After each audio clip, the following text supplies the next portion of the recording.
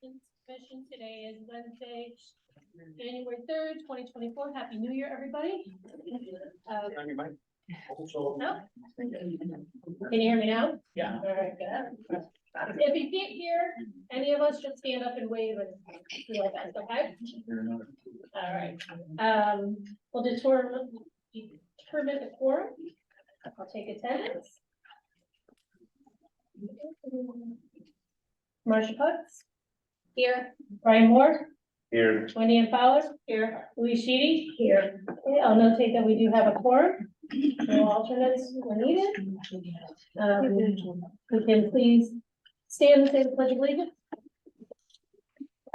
Brian, would you lead us, please?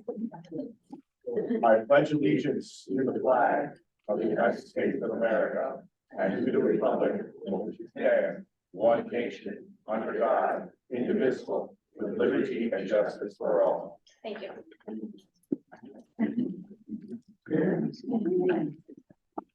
We're just gonna jump around a little bit just so we can get some things cleared up. I'm gonna go into item 4B, old business, which is the commission discussion decision regarding application IW 23-10 for proposed fuel pumps, canopy, and additional pavement to be added to the site of existing building located 801 Rubber Avenue, and the applicant is Nadine Cody. The applicant here?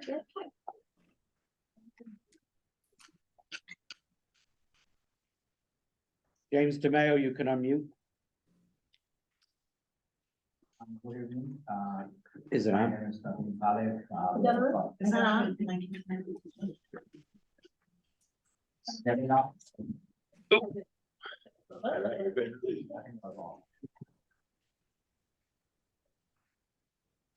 Good evening, ladies and gentlemen. James, are you ready for me? Sorry. Could you state your name and address, please? Yeah, this is Nadeem Khaled. Yes, sir. Or yes, ma'am. And our engineer James, he's on the meeting as well. We did receive the comments and James addressed those and then submit, and rest you can, James, you can explain. Hey, Yep. James. Good evening. My name is James DeMayo, professional engineer. My address is 1 McConney Grove in Derby. So yeah, as Mr. Nadeem mentioned, we wanted to address the comments you had during the last meeting. I'm going to share my screen just so we can go over that really quickly.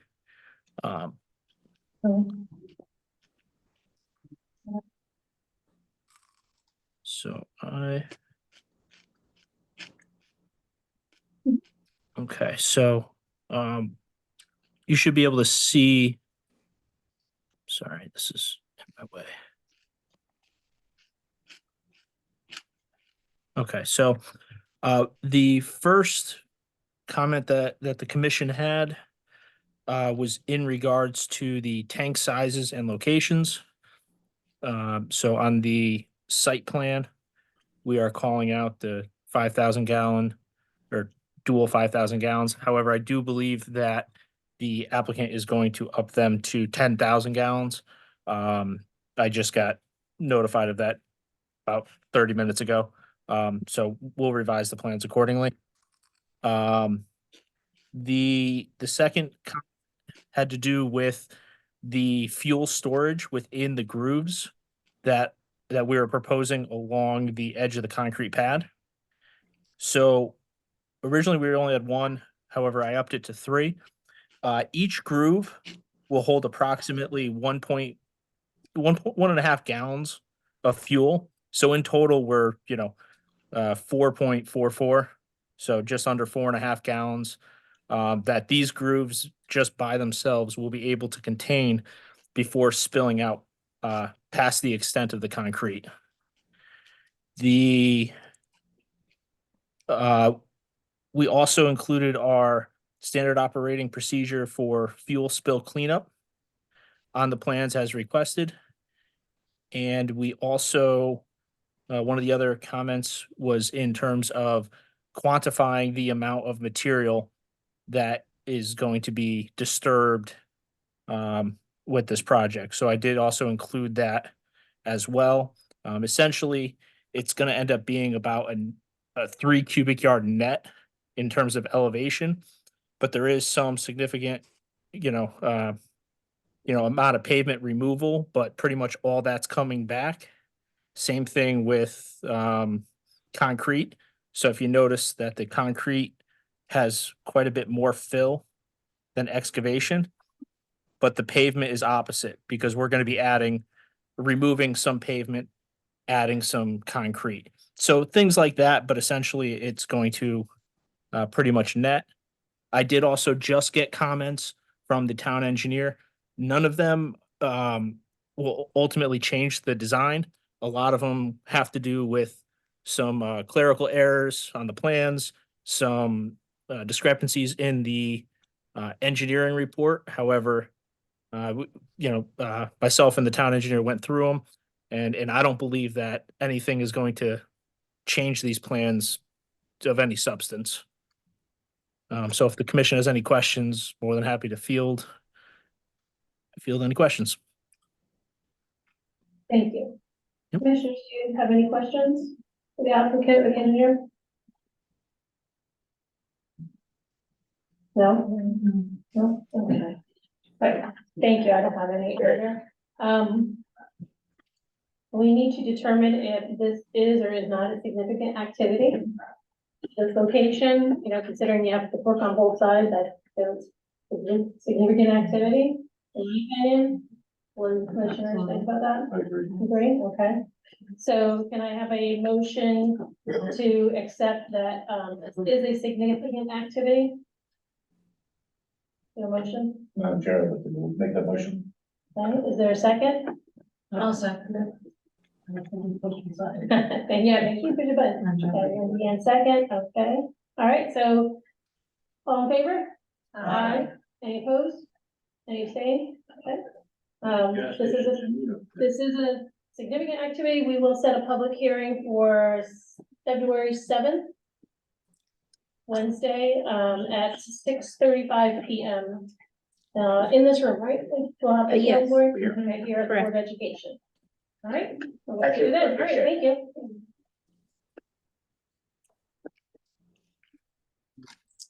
Well, Got a little bit. a little bit, okay, so we're just gonna move through a couple things. Let's go into item 2, review and approval of the December 6th, 2023 meeting minutes. Has everybody had a chance to read them? Did you get yours? No, we did that fine. All right, well, I couldn't find them and I just printed them. okay, that's fine, we'll put that on Hard to our, read on my phone. we'll put that to the next, to February's meeting, that's fine.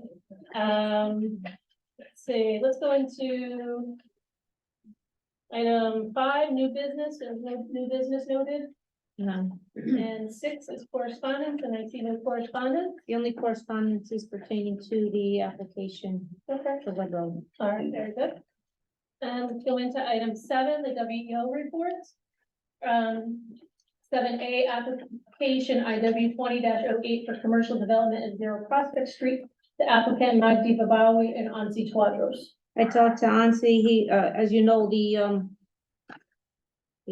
boring, were staked out. Okay. They're looking to hire somebody, he had to renew his permit with the state for the temporary bridge. So he has all that up to the state right now, his application and insurance policy. As soon as he gets the permit, he's gonna send it to me. Thank you. Any questions from the commissioners? No? Okay. Item B, 393 Robert Avenue, activities within 100-foot upland review area. Stopped there today, everything is cleaned up, it looks really nice. I should have taken pictures from across the brook. I have one in here. He's got some cars still back there, but they're all newer cars Okay. that could be parked back there. He's having a lot of problems. He's getting broken into, even in the front of the store. People are going in, taking the lug nuts off the tires, then coming back later and stealing them. Now we seem to be having a lot of problems lately in town. So, it really looks nice. He's got one junk car back there, which he's gonna get rid of, but regardless, the rest are, he's got a camper or two, but they're all, good vehicles. Okay, all right. Are you guys gonna take this off? Agenda? Good, all right, let's remove that, we're all set with that one? Okay, item C, application IWAA 23-03 for addition located at 707-709 Robert Avenue. The applicant is Dion Xavier. He's still working on it, as you see, if you've driven by, he put the siding on the building, they're working on the windows. As soon as that's done, they're gonna start working inside. It's been a long process, but it's coming along. Okay, good. We'll keep that on the agenda. Item D, application IW 2307 for pedestrian walkway over the Flowing Mills Brook located at 0 Prospect Street. Account number 060-7050 and 47 Prospect Street, and the applicant is P&M Property Management. I talked to the applicant today, the engineer, his bridge should be finished hopefully by the end of the week. He's gonna have it delivered to the property and it'll take some time. He's gonna have to get a crane or something to move it in the container. He says, but when you see it, it needs to be painted, but it's not gonna be able to get painted till the spring. So Okay. it will be ugly to start because it won't be painted yet. Yeah. So he says, just please let them know. It's a shipping container. Okay, so we'll just keep this I'll on, keep keep it it on. on. Good, okay. All right, and that's it for the WEO report. Item 8, administrative business. Is there anything? None. No? Okay. And what were we not doing the minutes? No, we're gonna postpone that till next, so that Mocha, she didn't get done. No, she printed them. Well, if I couldn't, I filmed so much in there, maybe I couldn't find them, Lori, if they were there, but it's okay, I printed them and I would just like to review them, because. Okay. Thank you. Jerry, you should know what's in there. Right there, sure. Okay, all right. It is 6:44. Give us a second. If you wanna do public comment, not with them. Carol. All right. Okay, we'll go on to item 3, public comment. If there's any member of the public, either online or here in the audience, that would like to speak on something that is not on the agenda. So not to the public hearing for departments or anything else, please, you can step up to the podium and state your name and address, and feel free to speak. I'll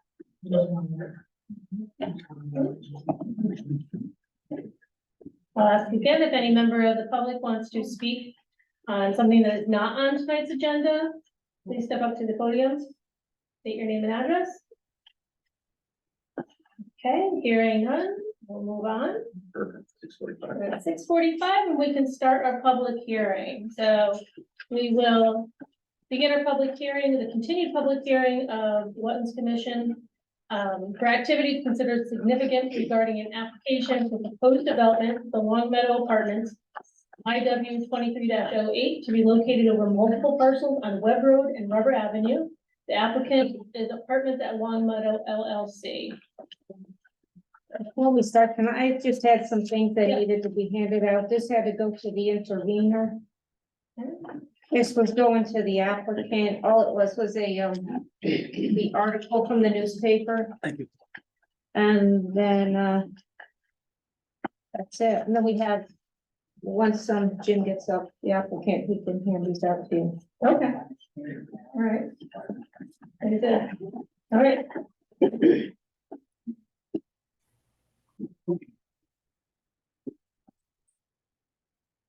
Good evening, my name is Jim Cormier, I am the owner and applicant of the apartment at Long Meadow LLC for the apartments at Long Meadow Brook. Application 23-08.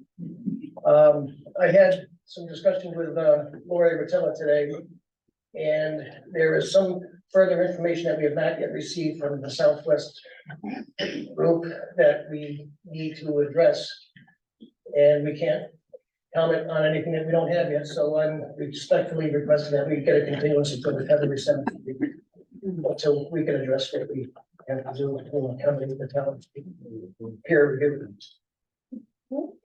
Meantime, I know prior to the new year, my engineer, Aaron, who was on Zoom, as well as me, and my attorney Joe Williams from Shipman Goodwin, who I retain, is also here on Zoom. There's a stomach bug going around, so I didn't come around. Hello. Thank you. I'll come here to the meeting here. I see Rob Rowland is also, he's engineer. I'm sorry, he's the very beautiful BL companies is also on Zoom, so everyone is attending. So I'm like, Darren, if you want to discuss what you had presented with Megan and Rob and Jim Stewart prior to the New Year's, put it up on the screen and so.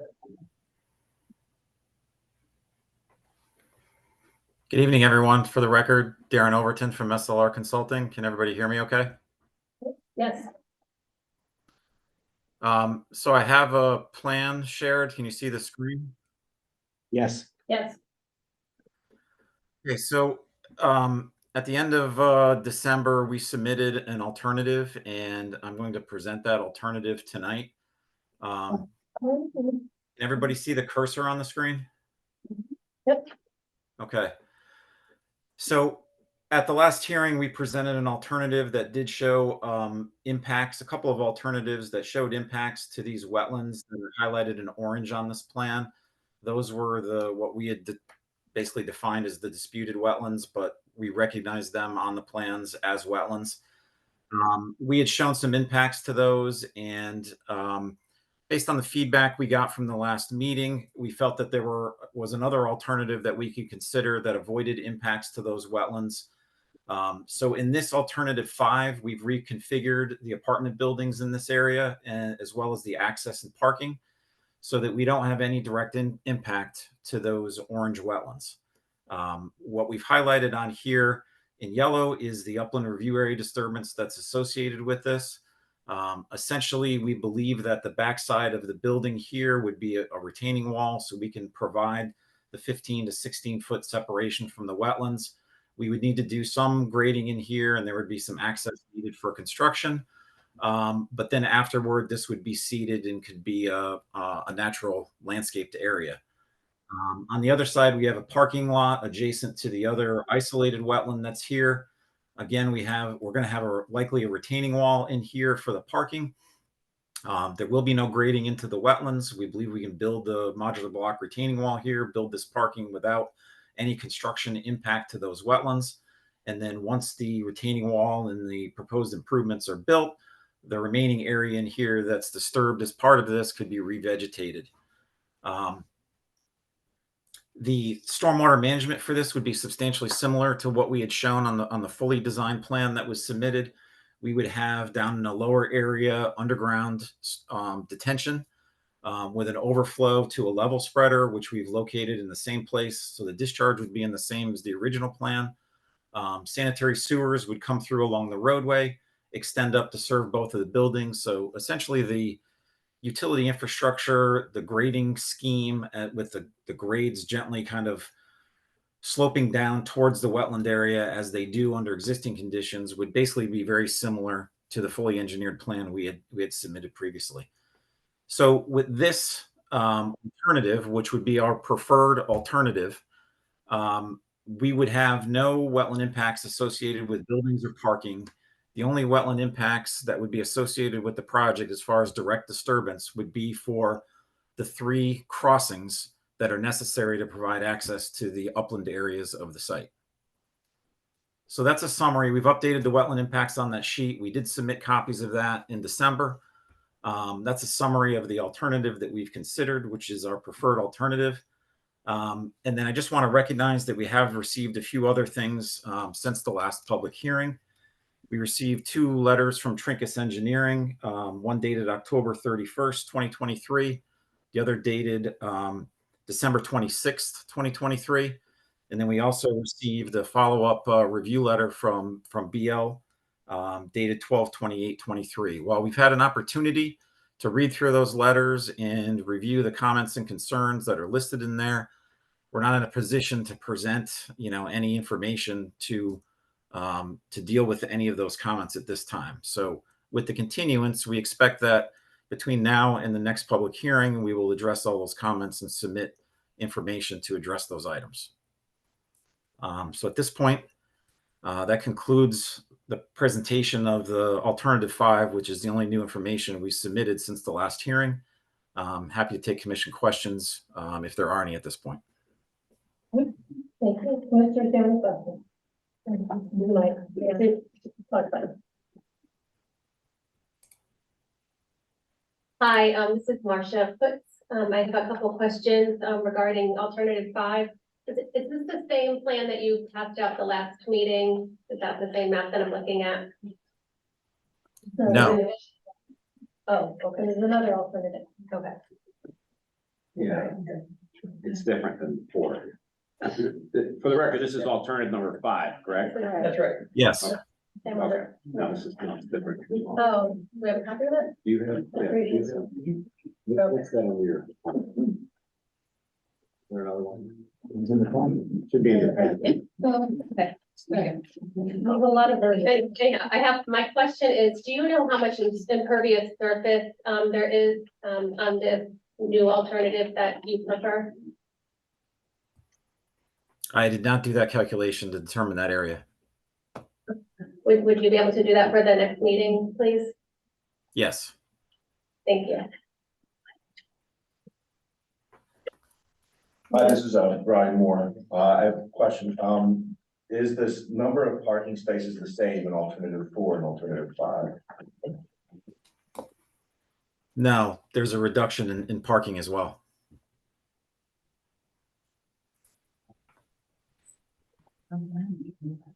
It's not telling me what It's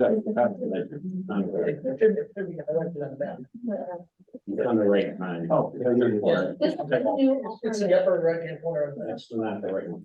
Yes. Yes, Okay, well, correct. It says all 5. That's the correct, that's the new map. This is the new alternative, yes. you got it. This is great. Yes.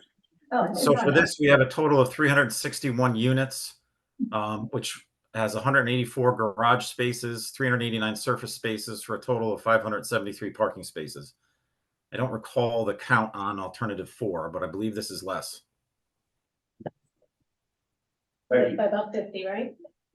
And the impervious area is likely less just by looking at the map, but Yes. if you have that calculation, that would be helpful for the next meeting. Yeah. Or actually before the next. Yeah, we'll have it for Mhm. that. I'm told that the Southwest report should be done within 2 weeks. Let me see. Yes, he said, their complete review and recommendations will be coming to you with our goal in the next 10 to 12 days. As soon as I get that, I'll send that off to you. I appreciate that.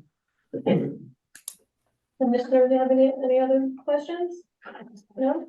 Any other? Louise? No? Okay. I don't have any other questions at this time. but- Sure, of course you can. Tim Stewart, the town engineer, Darren. Jim. You might, Jim. Oh, sorry. Right, we got, there you go. Jim Stewart, town engineer. Darren, you're showing it within 15 feet of the wetlands, the building lines. And you're fairly certain that you can build those buildings without impacting the wetlands. And then also, the area is pretty well treed. Is it planned to have to remove any trees in the wetlands as well? For the construction? So I believe the 16 and 15-foot separation would be enough area to excavate the footings for the building and be able to backfill and create that foundation. And the foundation wall would extend up as essentially a retaining wall. So we could generally match into existing grade here with some minor variation. As far as trees, we don't plan to clear any trees in the wetland with the building 15 or 16 feet away, depending on whether there's limbs extending out this way. Some of the trees may need to be limbed up. But no, we don't anticipate there's going to be any direct wetland disturbance associated with construction of the building. And you think you'd be able to pull concrete trucks around to pour the wall, or it's actually a retaining wall, so you'd be pouring it from the inside, you're thinking? And then doing siding on the building and all the work required?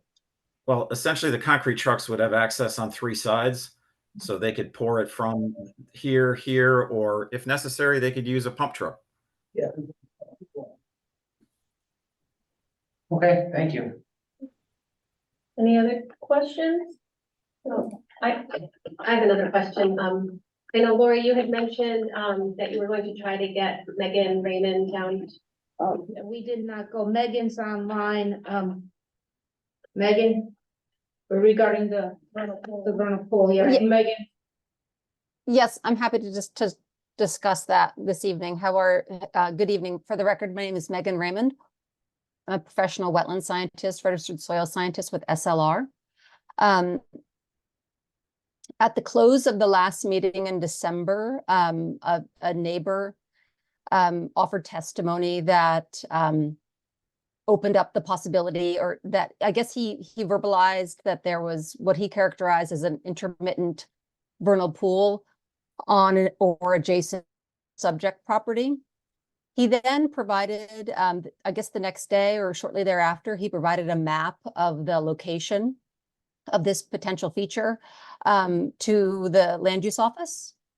And upon receiving the map, it was clear, and it affirmed our previous statement that there are no vernal pools on this property. But the area that was identified is a secondary channel. It's in the southeastern portion of the property. I can pull up the wetland map in just if you give me 1 minute and show you what we're talking about. It was an area that we had identified or investigated during the course of the delineation. It's a secondary channel to within the stream complex of Long Meadow Pond Brook.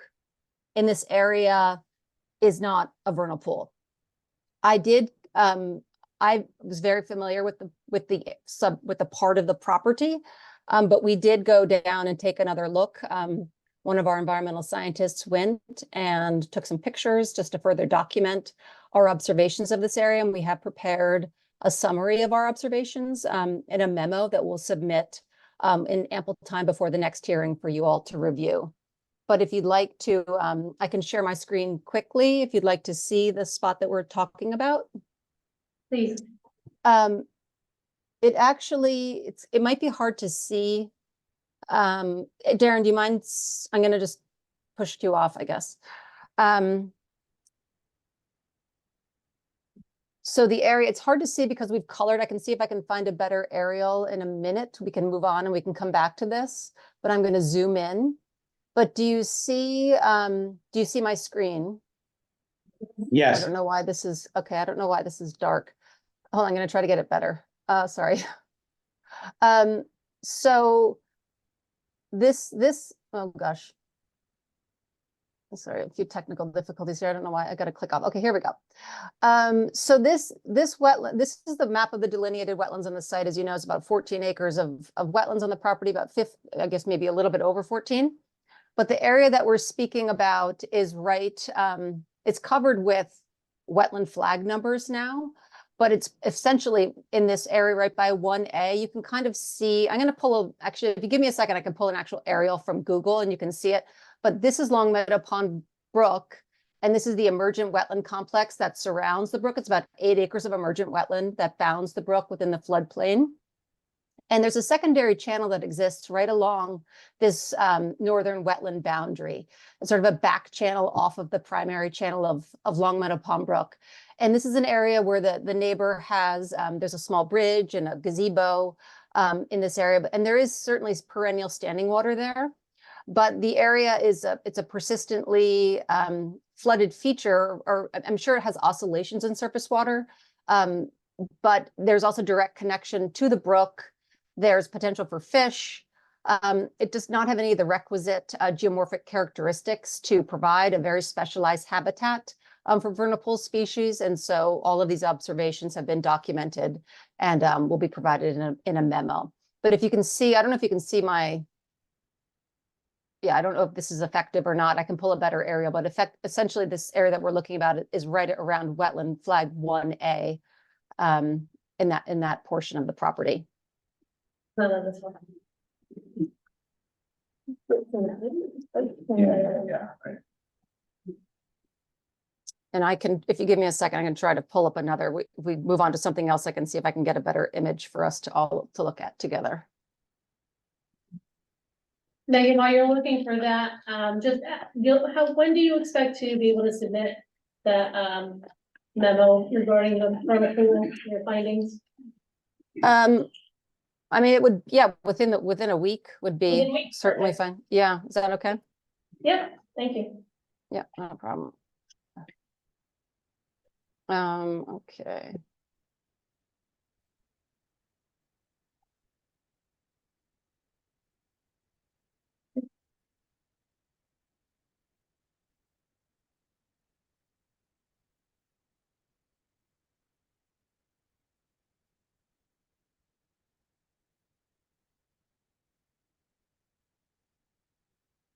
Yeah, this is a little bit better, but it's not amazing. Do we still want to try to look at this? If you can pull it up, Effective- you members of the public, please take. Sure, again, and we have better actual photographs of this area that are in the memo, but essentially what we're looking at is this area right down in here. It's the actual, the previous channel occupy or extends up to the north here, but this is just one of the just an area of surface water that exists in a linear fashion. It has backwater, receives backwater from the brook. It's certainly active hydrologically, but given the requisite features of a vernal pool, which are again specialized, typically forested depressions without an inlet or outlet, absent of fish populations, we wouldn't see these features in a perennial stream floodplain. And again, we're looking at very specialized breeding for wetland obligate amphibians. It's not bullfrogs, green frogs, and the like. It's creatures such as the wood frog, spotted salamander, those types of things that cannot exist, that have such refined population characteristics that they can't. Their breeding is interfered with if there's any predation with fish or any other larger predators. Thank you. Commissioners, do you have any questions? No? No? Okay.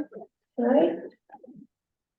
Very good. Lori, I submitted a letter to you, which as we gave to the press. Yeah, Gave it up to the commission and we gave one to the indicator. commissioners have it, we have it, so that's fine, we will extend that until February 7th, right, 27? Thank you.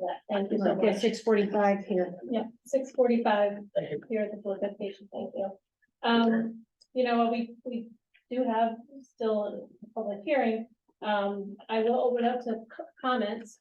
However, I just want to reiterate, as I have in the past, please be courteous.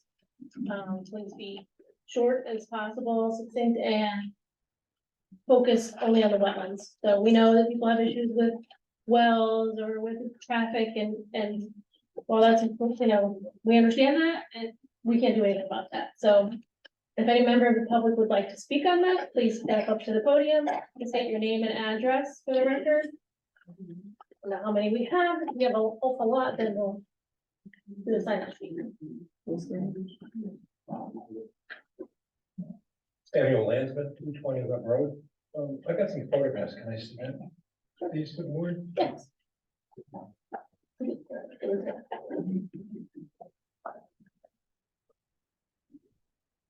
What are these photos of, Mr. Lansman? These are close to the gazebo Oh, that okay. you were talking about. Alright. It's the unflooded and the flooded area. Could you, These are your covers. you're a co-host, Dave. Okay. The same. Can you take them off the, Yeah, they all have a stamp stuff. No, there's There's two different photos, correct? correct. two Yeah. photos. The sets. Okay, thank you. I just want to make sure that this is the area that we're talking about with the. The photo, Okay, so this information should also go to Megan. Megan Ray from SLR. It's important to have information that the gentleman is referring to. All right. That area would be just beyond where that picture is. Okay. All right. Give us a second to give you the pictures. I want the commission to see all the. They just stamp them and then we'll. pass There's, them on. there's two, 1, 3, and 2, 3. I'm not sure how to get on here. Same for being in the picture. Give copy. Mr. Vayner, and then I'll send this one. I'll make it a copy.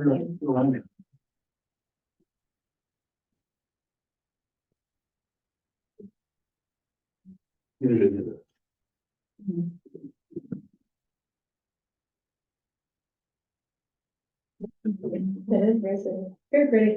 Thank you. Well, the picture's very pretty. The one is not so pretty. I went kayaking down there. I bet you do. Bet you do.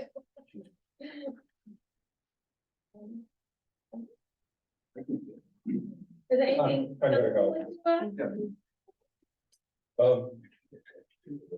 You know, the wells, the water, the thing everybody's talking All about. the stuff that we can't do anything about. It's on it. And, they're talking about, you know, making changes to the two buildings which are up along West Road. And I have a big problem with building number 8. Okay. From my estimation, that building, they showed a picture of it in the last meeting. Okay. They're showing 4 floors and a roof, which is 50 feet. Mhm. It's not showing the underground parking beneath it, which is another 10 feet, that's 60 feet. And they're not showing the 10 feet hill they want to put under it, that's 70 feet. That's all 25 feet from that area where the gazebo is, sloping towards my property. How does that impact your property? They're gonna put runoff from that building towards, that's all gonna be running down towards my property, making that flooding area worse. I got a question. Go ahead. How far, from the gazebo is the building 8 that you're talking about? Or- I know. I wanna say it's probably about 75 feet. Okay. And I'm just- it's directly across from the barn or horse barn. I'm just curious, where on, can anybody tell me where on the map this area is? Or is it Sure, so can you far put the off map- the can map? you put the map in there? I'm If just you have trying to a map, I understand. can point. Yeah, there's just a lot of water overflowing here. I just want to understand how where it goes. Where it is in the relation, where your property is in relation to the map from the applicant. So there's your property. Thanks, Victor. Credit my wife, please. How about that?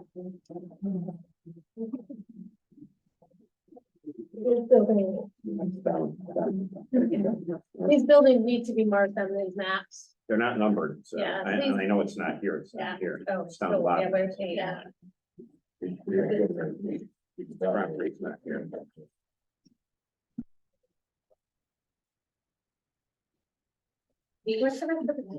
Well, this is only the alternative drawing for this, so you don't forget that map is several months.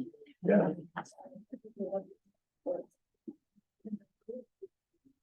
I'm sure we have them.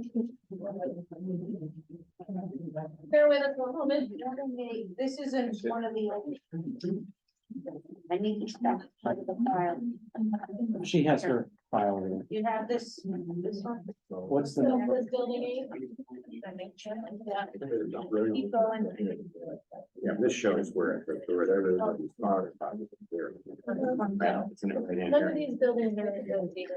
They're not numbered. Can you just come here and tell me on my map? Hold on, there's another map that has the buildings on it. Right here. Oh, yeah. That one. I'm seeing it's at the bottom. We don't know. Oh, And here this is it where is. I building see. eight is. So that's that very red one right there.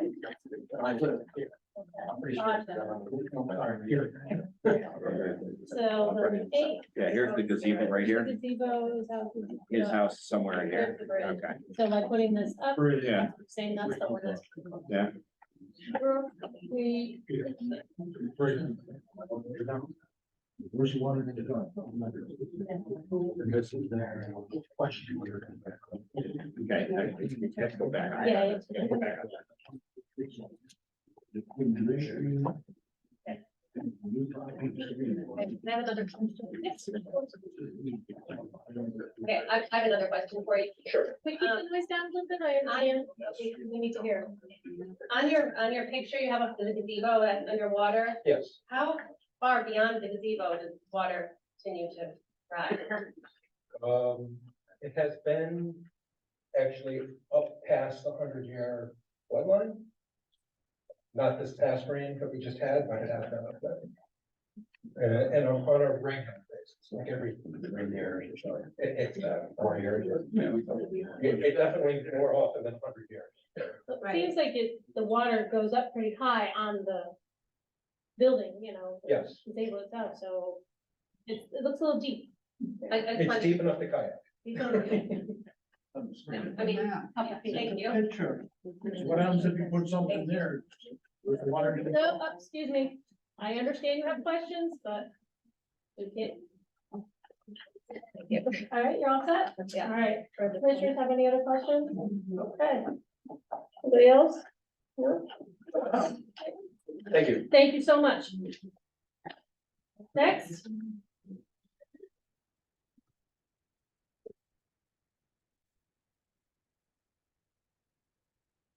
Good evening. Lenny Nelly, Chestnut Street, with the Community Outreach Director of the Guntown Group or Environmental Community Group. I'm going to mention, given the issues being considered here tonight, and only for the record for that reason, I hold 3 science degrees, one in zoology, chemistry, one in science education, and one in biology and ecology. And we have 3 biologists actually on our 11-member board. We know this Guntown area very, very well. As is often said, you know one area well, you know a lot of areas well. And we know the Guntown Passive Park and Nature Center very well, that 44 acres. Then there's the 45 acres to our east, and then another 65 acres after that. That's most of the Gilmont property. And the Solinardi property, of course, is right across the street from those properties. So let's go right at it. Regulation 10.2.10 states that preservation and protection of wetlands, watercourses, wood natural areas are your responsibility. Climate change has complicated all these questions, everything we've been talking about, and I'm going to talk about. We're all part of the Naugatuck River watershed, and the Naugatuck River watershed is then included in the Housatonic River watershed. And watersheds are basically big funnels, and they funnel the water from the Guntown area down to Long Meadow Pond Brook, which then goes, of course, to the Naugatuck River and then on down to the Sound. And you just saw from the picture on the screen, what could happen when you have enough rain that you'll get a little bit of flooding. But you can get a lot more flooding than that, given the storms that are being predicted. As we know what's happening, they're heading ahead of what science is showing. The storms are more severe than we expected, and they're happening more quickly.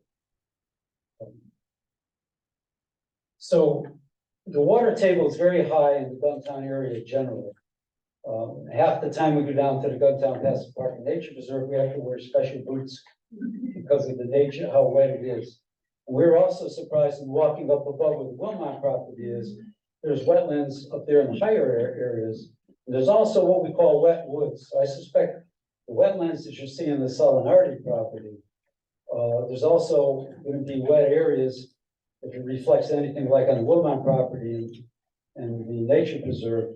Also, what it's called technically wet woods. And you start seeing flora that you don't see in other areas. For example, tulip trees. We're very surprised to see a plethora of tulip trees up in the Wilmot property in the highland areas. Now, they're also found in drier areas too, but they like wet woods. So what I'm saying is that the whole area has a very high water table. The whole area functions like a sponge. But that sponge is right up near the surface. It can be easily overloaded, and you just saw a good picture. Shows that. So also, that leads us on to 10.2.8.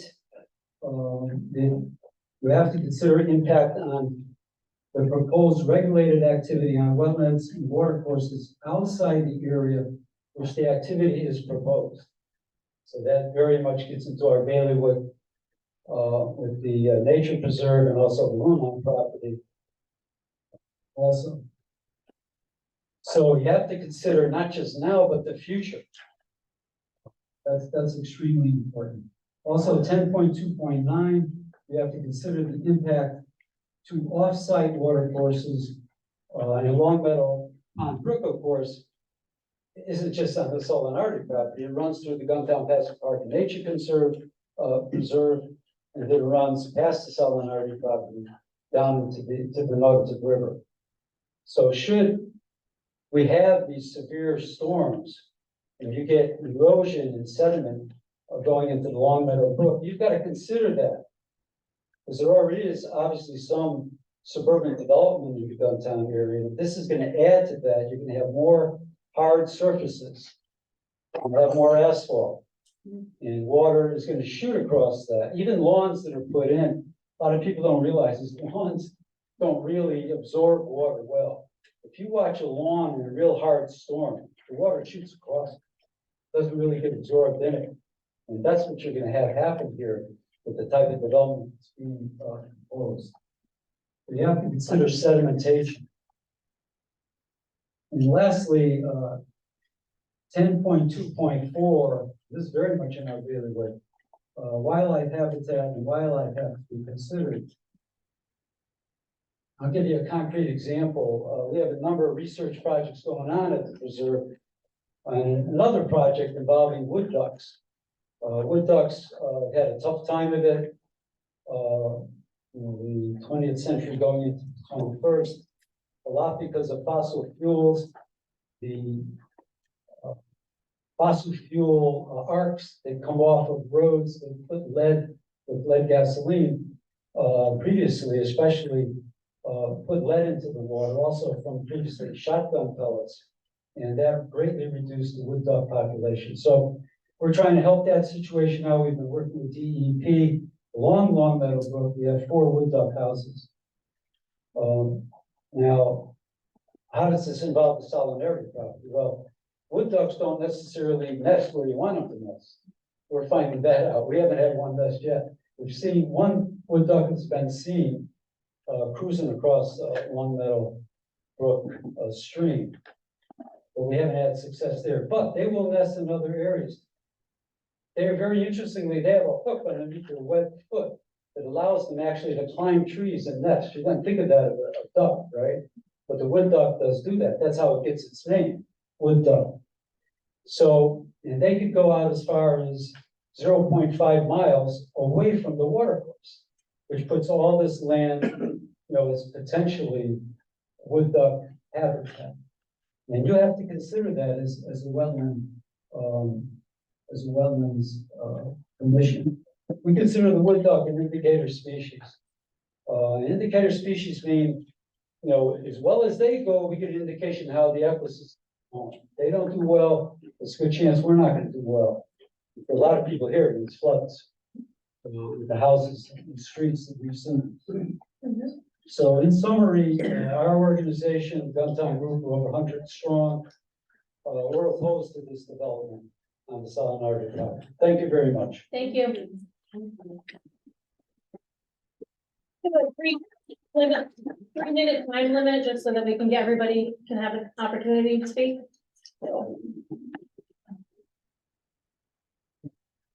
Shane Erickson, 15 Coventry Lane. That's a hard act to follow. I think I'm mixed up. I'd like to submit some pictures also. You sign in? I signed in here. Yeah. Oh, you signed in? Okay. Yeah, I signed in. Yeah, I was just thanks you. If you look really close in these pictures here, you can see the duck houses. Do you have pictures for all the commissioners? Or 7 of them. Okay. I was told 7. I'll even give you a full thing. Thank you. We'll just stamp on them and turn them. So a couple things. One is these pictures that I showed, these are upriver.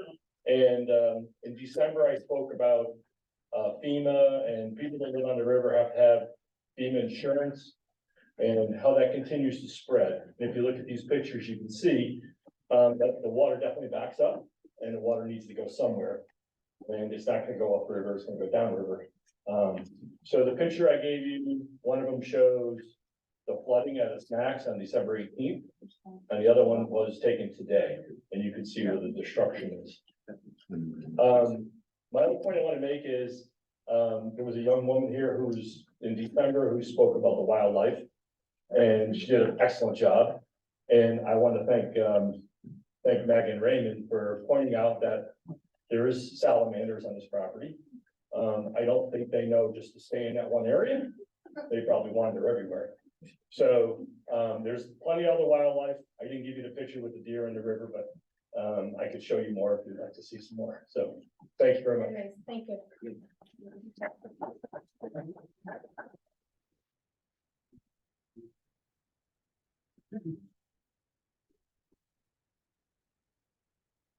My name is Mark Dandino, and I used to live at 50 Hill Road, which borders still in our property.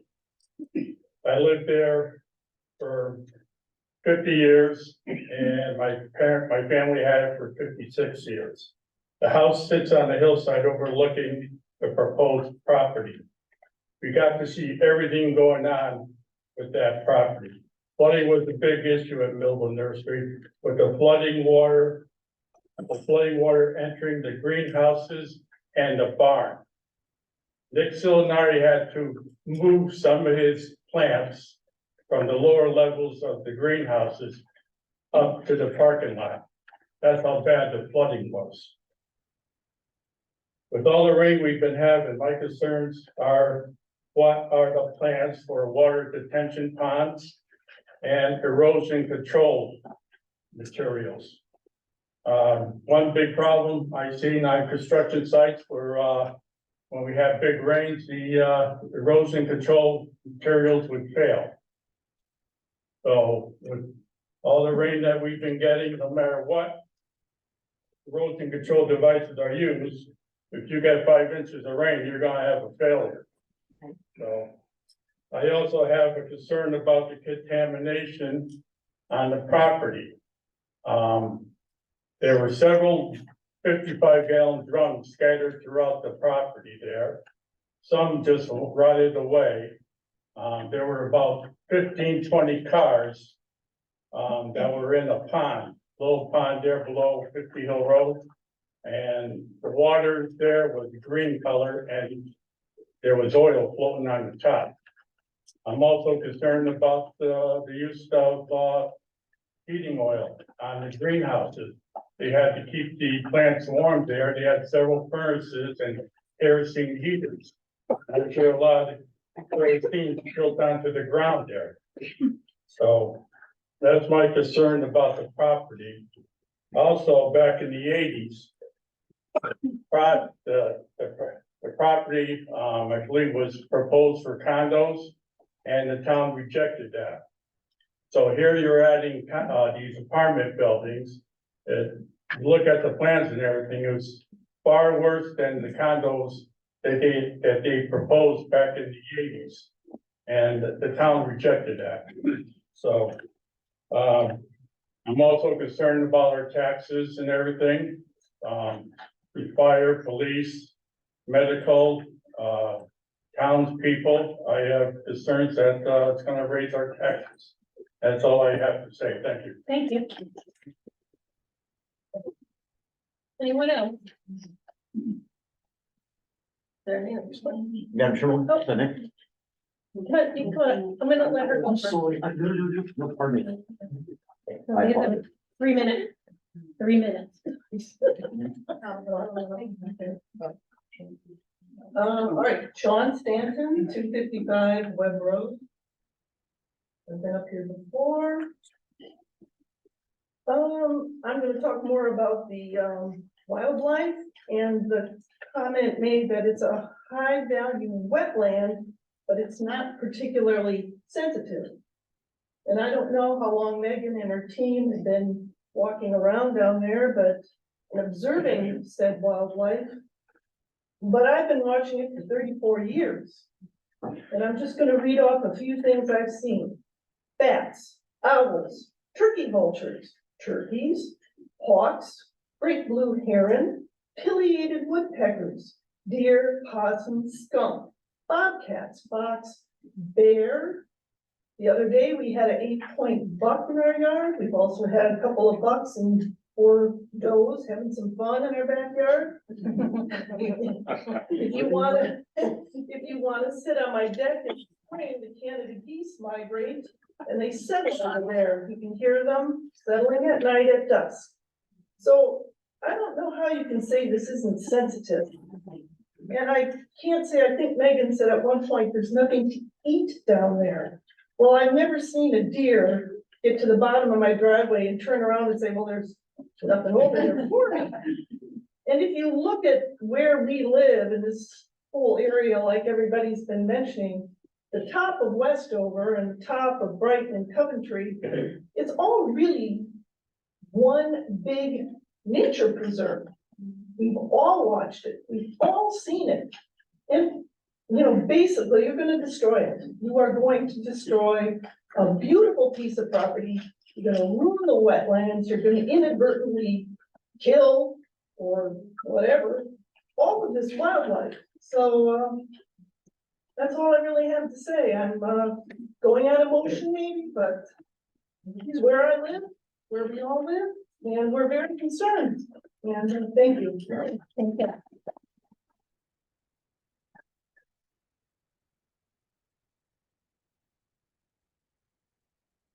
I'm Dave Rogers. I live at 100 Hill Road for the last 65 years. And first thing I want to do is just submit another, I don't know, 15, 20 letters of opposition to this proposal.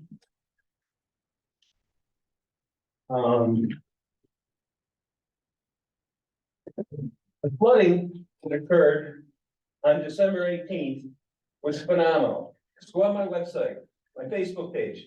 I'm submitting 4 pictures here because we couldn't get any video loaded up. If the video got loaded up, it would be extremely impressive. The first 4 pictures are of the Rubber Avenue area, downstream. The 4th picture is something that you've asked about, Marcia, is the wetlands above the river. That's a picture of it there, the 4th picture.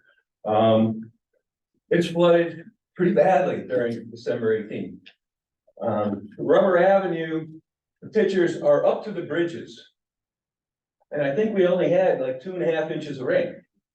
What if we had a hurricane that had 10 inches of rain or 12 inches of rain? It'd be significantly worse. So both the property, as I'm sure you're gonna see tonight, was a lake, and upstream and downstream was in really sad shape. The other thing I wanted to address in my 3 minutes is the way this application has been handled. It's scary to me. It would be so unprofessional. I mean, the first application was torn apart by the 2 peer reviews. And their replies to that peer review by BL, I counted 23 comments that remained. That they said, okay, you're right, but we're not going to do anything about it. So that's the property during the rainstorm. That's Rubber Avenue on your left, Webb Road on your right. Not much room for housing. Below Webb Road, that's all steep hillside. I don't know where you're gonna put, I don't know, where were we, 387 apartments now? Ludicrous, it's a lake. Everybody here knows that this is silly.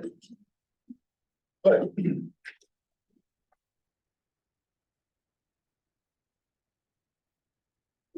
we had, there was comments that remained, there was 23, and there was 5 that were deferred to this committee. So there's 5 of them that they're basically saying, well, we disagree, but we'll let you decide. And I hope you take the time to really make good, strong, conservative decisions, because you guys are watching our wetlands and making sure that they don't do undue damage to them. The biggest one that I object to in the BL review of SLR's response was the boots on the ground. BL said that they should, in order to get a good observation or a good understanding of the water flows on that property, you have to put boots on the ground. And the response from SLR was, it's too thick. The foliage is too thick, we're not gonna do it. I mean, come on, the property's all water and you're gonna not get boots on the ground to see where those water courses go. That's all I got tonight. Thank you. Thank you.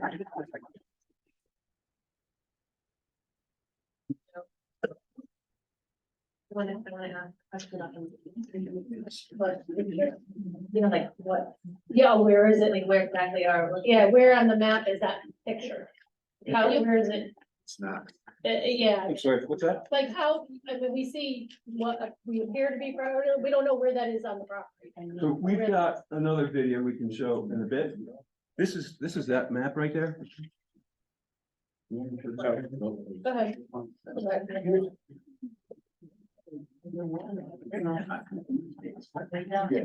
I can project that. Mr. Rogers, so that the still pictures you showed were of the old You're 7-Eleven. wrong. You're wrong. The old 7-Eleven going downstream and then across from the Elks, even going down further. Correct. Right? The So I water- don't know, let me finish. Yeah. So it's not depicted, are they depicted? Is that the Elks building? on- No. This is the Salinardi property. This is That's the up the- gazebo, that's- right? This is the actual On the other property that they're trying to put the development. Okay, but the question to the commission was, where were your pictures in relation to that picture? So they're downriver and upriver. Down, okay. And upriver is my property that has been deemed wetlands, Is that the one in the woods. this picture? Yes, that's upstream. Okay, and the other two are downstream, is that right? The other three, I think. Three, Yes, which is, these are two of the three. right. And the one across from the Elks, you can see the culvert it's over the culvert, Now, and when were these pictures taken? December 18th. So, does everybody know now where he's talking about with the three pictures? Okay, Yeah. thank you, thank you. I would just like a little more clarification on the one with the woods and the water. That's his property. Right, so this is on your property, how close to? So that's about 50 yards from where the brook's gonna be crossed. On their property, on the northwest part, about 50 to 100 yards, I'm guessing, I forget exactly which picture that was, but the whole area is underwater. Right, but that whole area is underwater, but it's 50 yards to the brook crossing. So kind of near where this overflow parking lot would be? That what this Yeah. was? We don't, like, how is this, what is this? What are they- Well, Marcia asked what the impacts were upriver Okay. to wetlands, and that's upriver wetlands. The question was, where is that on your, you said it was your property, where is that in relation to the map of the Salinardi properties? That's the question. So, let me get my bearing on Sorry, this. it's upside down, so. So Westover Hills is here, this is right here, right in And here. then five. By this. Okay. Yeah. So by building, what is that, building one? Or by building one? Okay. Thank you. Yeah, so these are other pictures I'm gonna submit, and if you look down here, these are the greenhouses that the water is at.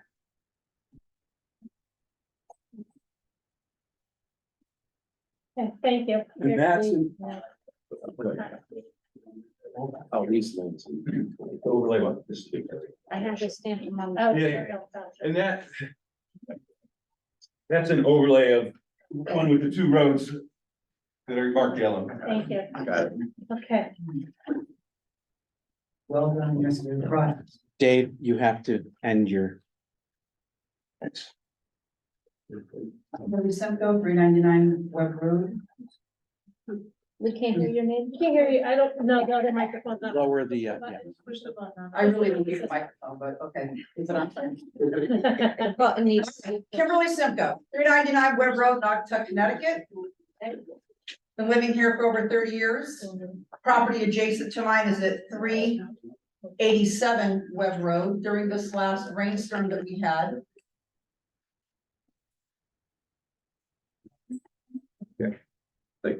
I'm sorry, No I just problem. wanted to make sure we're getting all the I information. know you got a lot to do. Happy New Year. Thank you. Property adjacent to mine, our next door neighbor at 387 Webb Road, due to this last rainstorm, their property was completely underwater. Driveway was completely underwater. They could not get a car in or out. And I want to say that this was, as Mr. Rogers mentioned, a remarkable event, but according to everything that we're seeing on the news and the forecasting with El Nino and how that runs cyclically every 4 to 5 years, it's something that we've got to look into the future and anticipate. Now, we just recently had a large amount of work, finally, after 6 years of waiting for our roads to be handled up on the Webb Road area. And that adjustment to the road had to be brought to code, correct? 6 inches above where it was before. So my driveway elevation has gone from here to now walking like this to get to my mailbox. I'm simply sharing that because the culverts and the drains that were actually put into the road, you would think, would actually handle the overflow of water that we just had, and it was a travesty. So now we've just poured in, I don't know how many tens of thousands, hundreds of thousands, maybe $1 million into all the road work that we're doing in Naugatuck. And even what we have done from the town perspective, that has been laid out as a project for the last 10 years and going to hopefully wrap up this year in the town, has done nothing to take care of the water issues that we've already got. And now we're going to put in across from my neighbor's driveway, the entrance to said development. And I'm simply looking there with my son in our wellies up to our knees in water, not even understanding how that's gonna be possible when they've just redone the roads, telling us that all of that problem has been resolved. I also want to make a quick remark as I'm wrapping up. That back in November, when we talked about the well water, and I know that you don't have anything to do about it, can't fix it, but I would love to let my neighbors know that are here and the ones that are listening that it's a little bit homework. And in order for us to have our wells tested, it's going to be approximately $235 per person in order for us to find a baseline before we have toxic waste flowing into the aqueduct and the waters that are going to feed our families. So when I did the math on that, 2,500 people, I think it was like $537,000. And I'd like to just make a note because we are not going to pay for that. Thank you.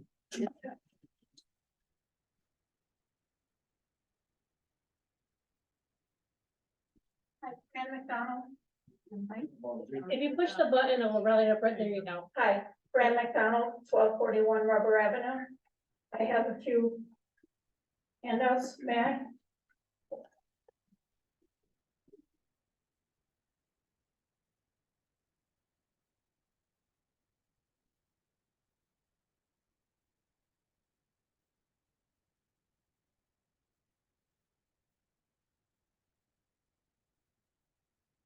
Picture number 1 is an easement between my property and the property next door. The water that you see on picture number 1 comes from Andrew Mountain. It flows under Rubber Avenue and into the brook. That is part of the watershed. It comes down off of the mountain, and at times it comes over the road. Picture number 2 is closer to the brook. You can see how much water is coming down in between the 2 properties. We get a heavy rain and that's what we get. The brook turns into a raging river.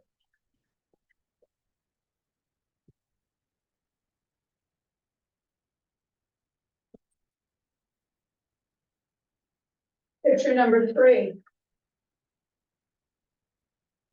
is a picture of the brook. I'm right down on the edge of the brook. You can see how far the water is up over the banks. That snakes around. And the upper arrow on picture number 3 is approximately where they want to put a bridge across the brook. According to the plans, it's a proposed bridge of 50-foot span.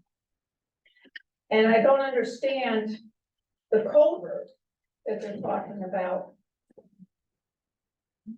A precast concrete culvert, there were no dimensions, and there's no height over the water level. The culvert that they have under that bridge is pictured as square, and the water's got to go through that.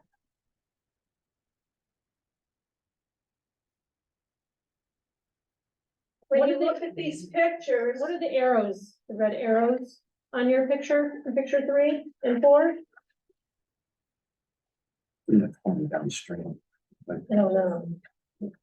the arrows are pointing, this line, the description is for this picture. Oh, okay, all right. And then this arrow above it. Okay, you didn't have them on the previous one, so I thought it was something special. Yeah, Specific, gotcha. that, and this was just to depict where that bridge is supposed to be. Okay, thank In you. that area. Mhm. Picture number 4 is the lake that was produced from that rain on the 18th.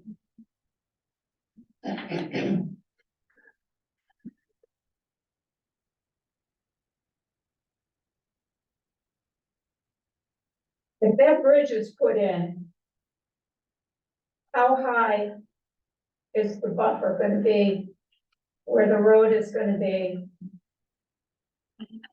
How much water is gonna be able to go under that bridge? How far is it gonna back up? It backs up now. How far is it gonna back up? the brook? I'm only 3 or 4 properties away from where that bridge is gonna be. And this is what we get this flooding.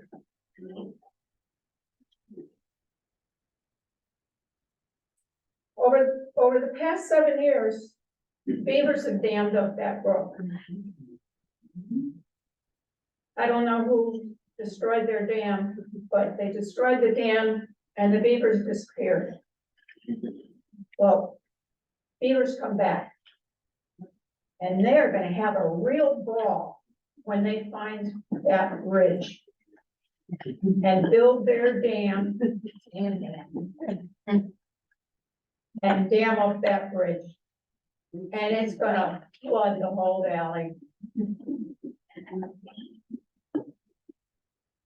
What's gonna happen then?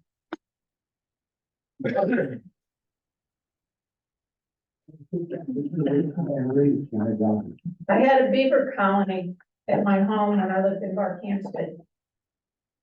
There were, probably about 10 or 15 beaver. And occasionally, due to the weather or whatever, the dam would break. There'd be a spot where it would go and the water would start to drain. Well, beavers are very industrious. And overnight, they block it up again. And the only way to get rid of them is to kill them. Or trap them out and haul them off. And I don't know if that's legal or not. It's legal. It's legal. It's legal to kill them? Yes, it is, with a permit. I mean, it's about the permit. What a shame. You don't want to do that. It's not that you.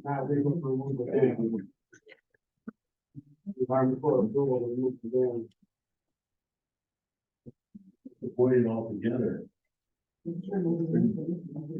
Anyway, I'm against this project. It's a travesty. It is just ridiculous. Thank you. Thank you, thank you.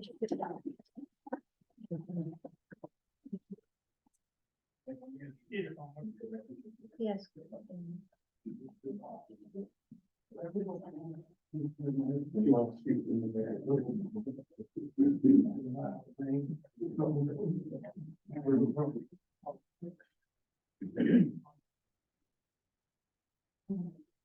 Good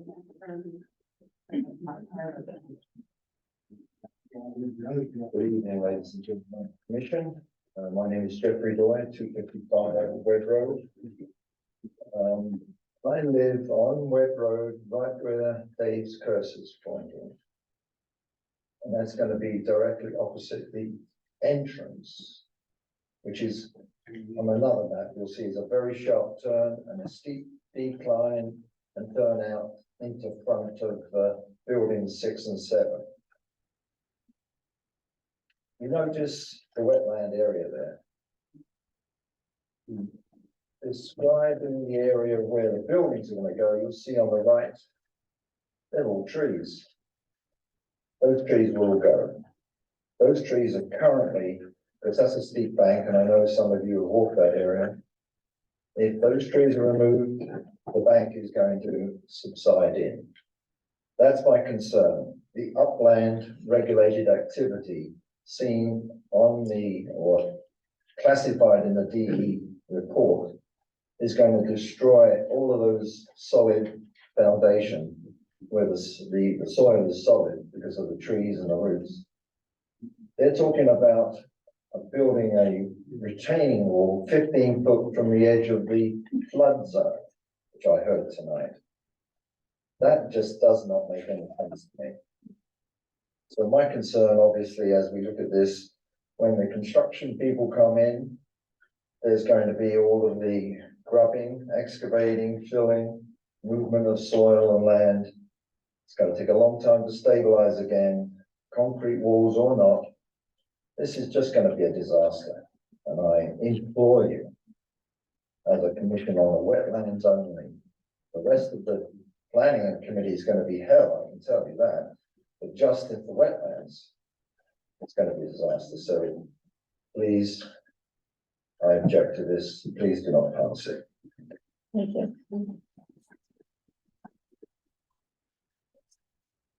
Thank you. Okay.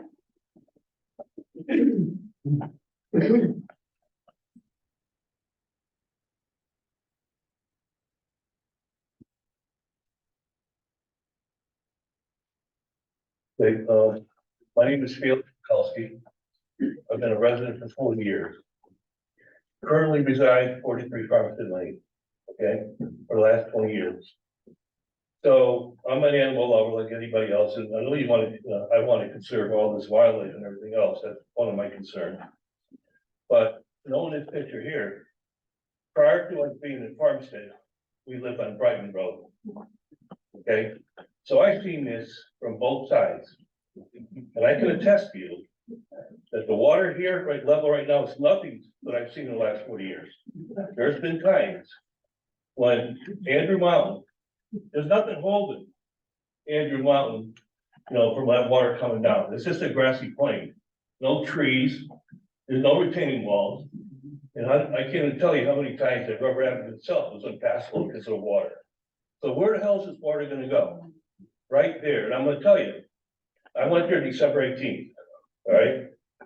And I went by the bridge that goes around the corner, before you go into, Pride Road. That was, it was not even crested yet, and it was only like the beginning of this. I couldn't imagine how, the effects of it if it was a real drastic storm. And I can tell you for the last 40 years, that bridge is eroded, and we had to rebuild it numerous times. So I'm suggesting, I'm telling you, the commission, I'm asking you, do the right thing, right? Deny this proposal and keep our wetlands the way they are. Thank you. Anybody else would like to speak? Jack Lemons, 1233 Rubber Ave Extension, which is the proper name of that road. I think this plan should be rejected outright because it's incomplete. For a number of units they're proposing that have nowhere near what's required for parking. The additional parking they require for those units will put much more impact on the wetlands than what they show. For that reason only, it should be rejected outright. Correct. Thank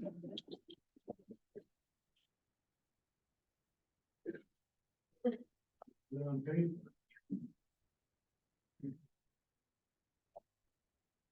Tracy, I think we have one person on that. One person online. Do you have anything? Yes, thank you, Madam Chairman. Put the timer in. Yes, absolutely. And I don't know that, for the record, Attorney Fred Lukecki on behalf of the intervener.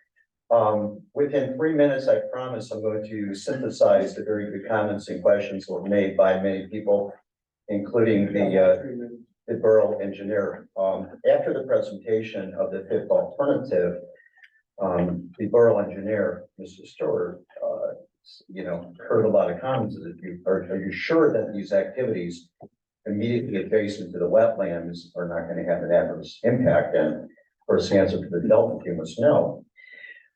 Last hearing, I presented a lot of legislative history about the Wetlands Act. It said when the law was first passed in the early 1970s, over 50 years ago, there was a regulated area outside the wetlands of 50 feet. And that was considered at the time in its infancy to be an adequate way to regulate the wetlands.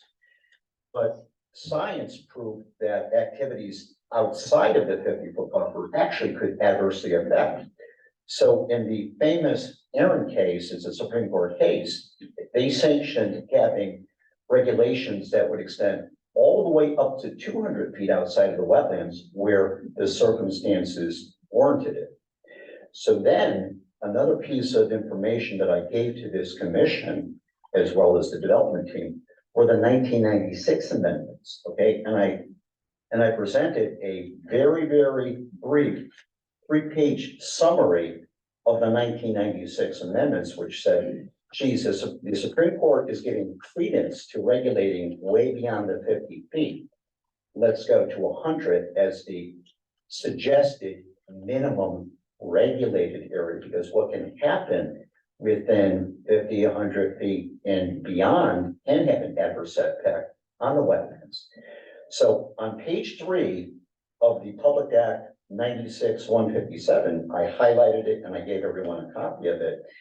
Under the area of legislative change was the act expands an inland wetlands agency authority to regulate activities in wetland buffers. So that was just a legislative recognition that science and the Supreme Court decisions were very consistent. You got to go beyond the 50 feet. So the various pictures of all the flooding conditions certainly confirm why we have a regulated area of 100 feet minimum.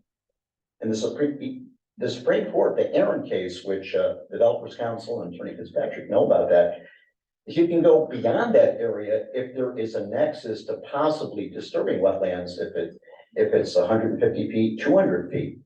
So all this ties in, the legislation ties into not only Supreme Court decisions, but the science.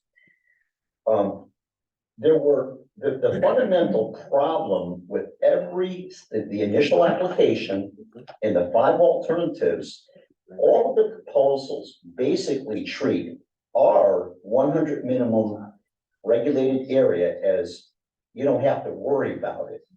And the comment about being 15 feet away from the wetlands here, 16 feet of wetlands there, they almost disregard it as if it's not going to matter. Well, it's within this commission's jurisdiction for a reason. And those pictures, plain and simple, show what happens within the 50-foot, the 100-foot and beyond areas. Thank you very much. Thank you.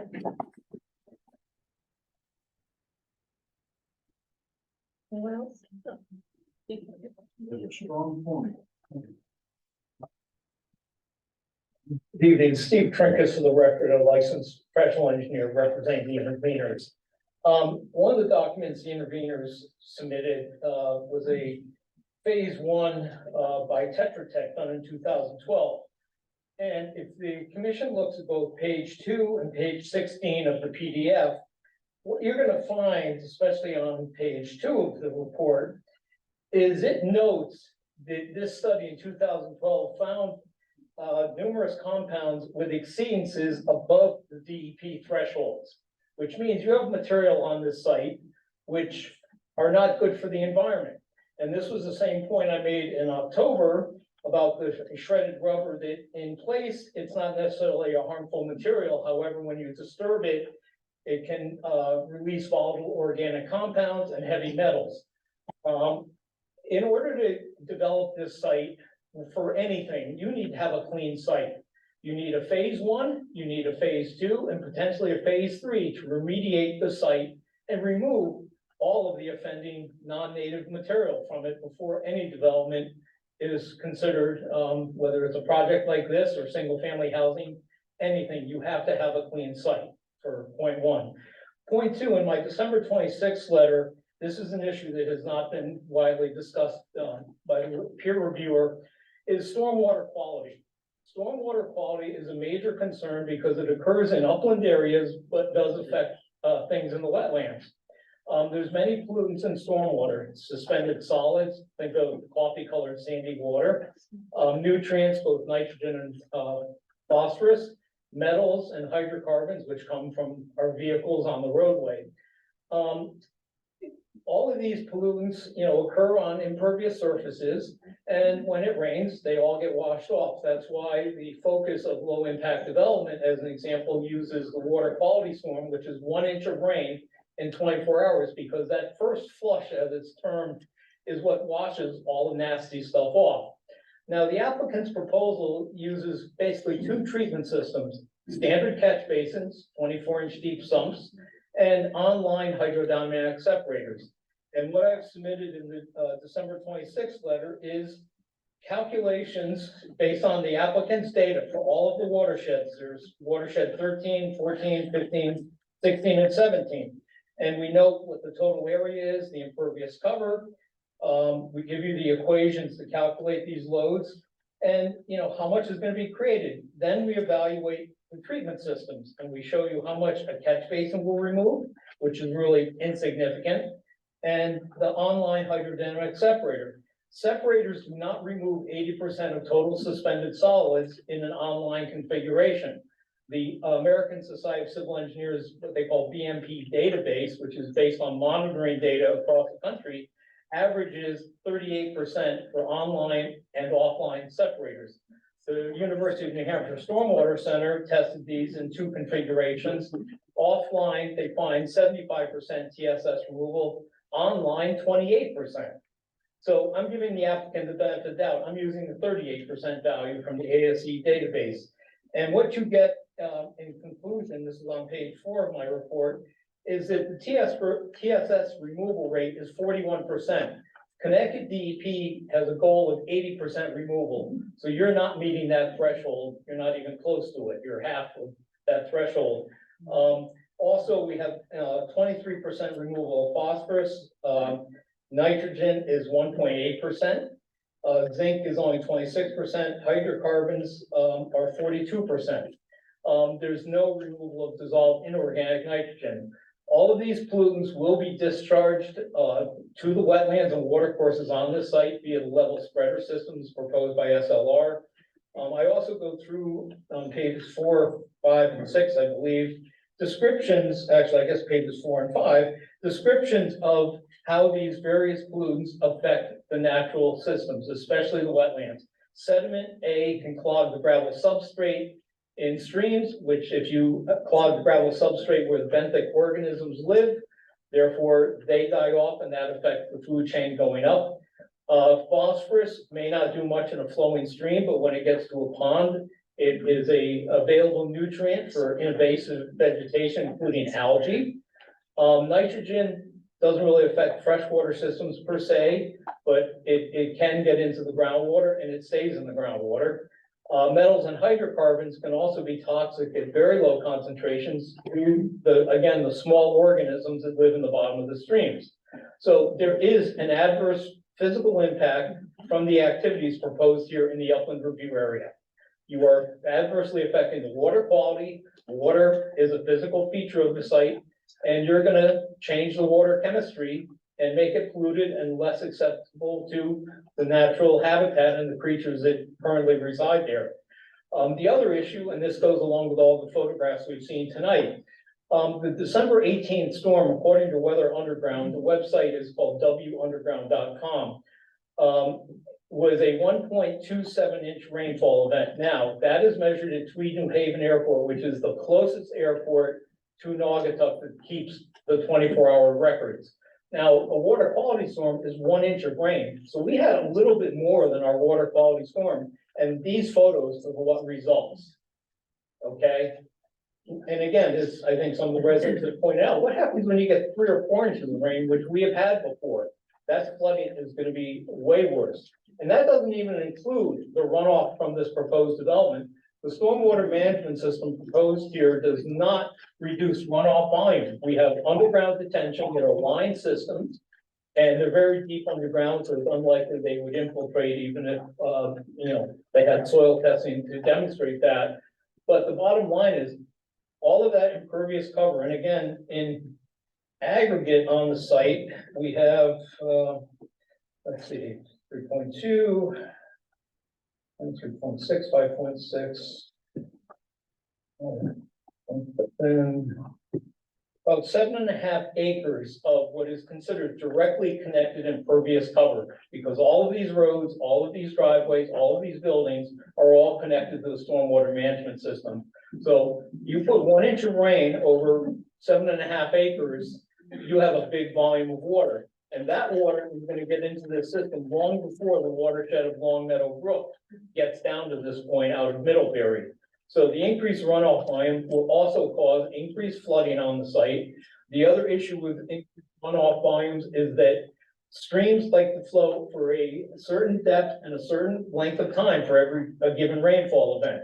When you have increased runoff volumes, they flow at a equal to the nominal water surface or higher for a longer period of time, and the stream physically doesn't like it. So what the stream does, it's the only thing the stream can do, is it starts eroding from underneath the banks. The sides begin to erode. As they erode the material, the top of the bank falls in, and it keeps going on because the stream is simply trying to get to an equilibrium to deal with the water that's being directed to it.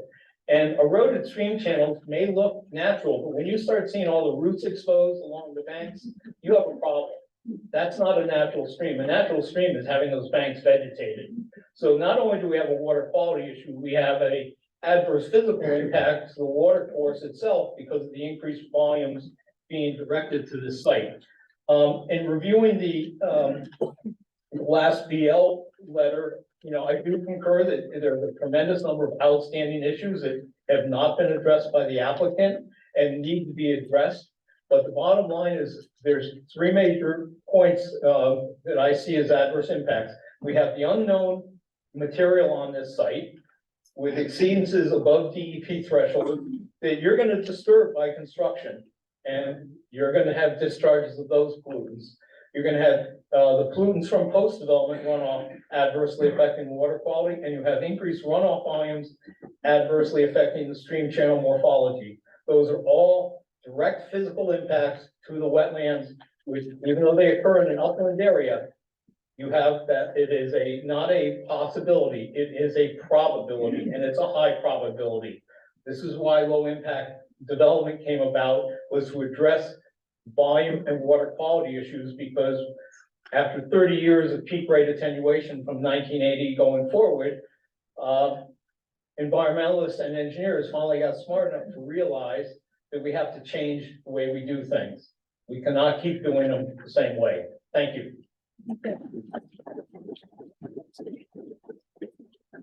Any other member of the public that would like to speak? I do have people on We here. got one, Zoom, okay, go ahead, we're gonna go to Zoom, go ahead. Second here. I'm gonna go to Melissa Leonard. You can unmute.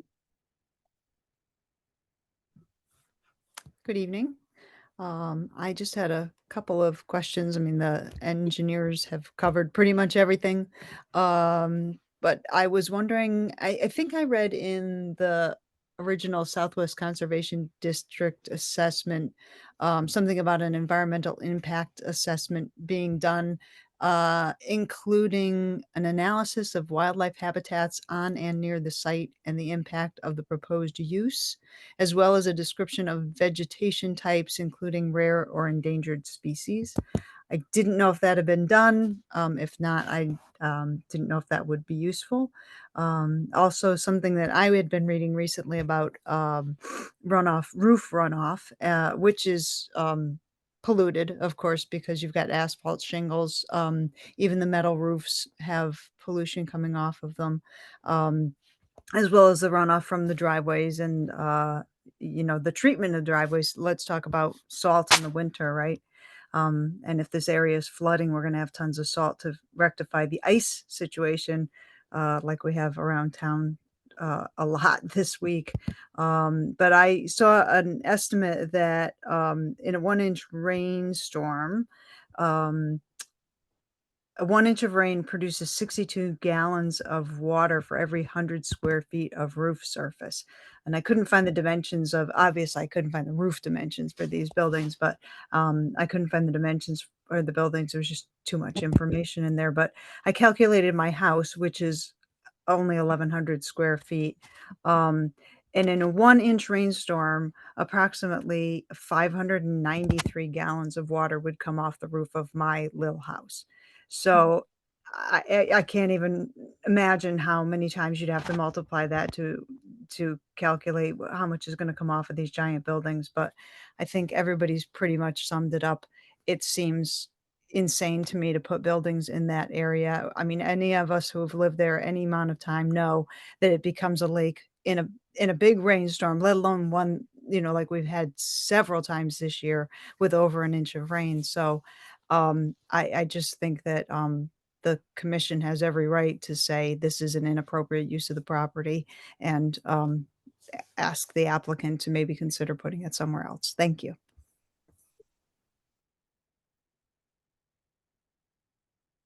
Christina Gordon, you can unmute. Good night. Good evening, Christina Gordon. I live at 1131 Rubber Avenue, which is an immediate abutter to this property. Can I have Sheen's screen sharing permission, please? Yes. Okay.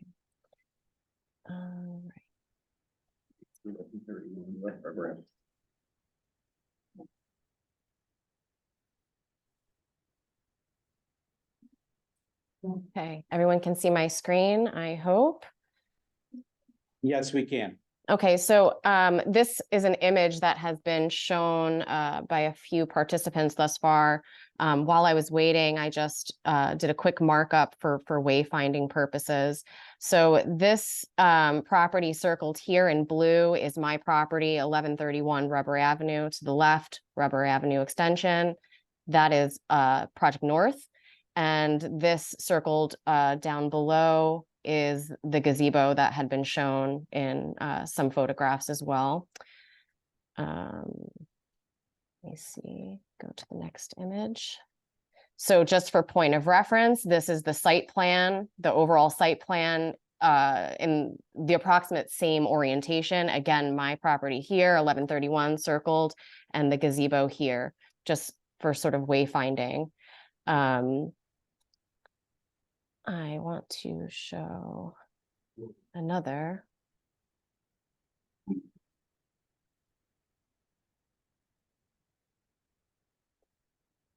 Okay. This is a diagram that was also submitted to the commission for wayfinding. Again, we have Project North oriented to the right. This is building 8. So the gazebo is just kind of to the bottom left of the page, off the page here. The general scheme for grading around the site, as another neighbor mentioned, is predominantly grading upwards to where the buildings will exist and doing steep grades down to shed water towards the wetlands.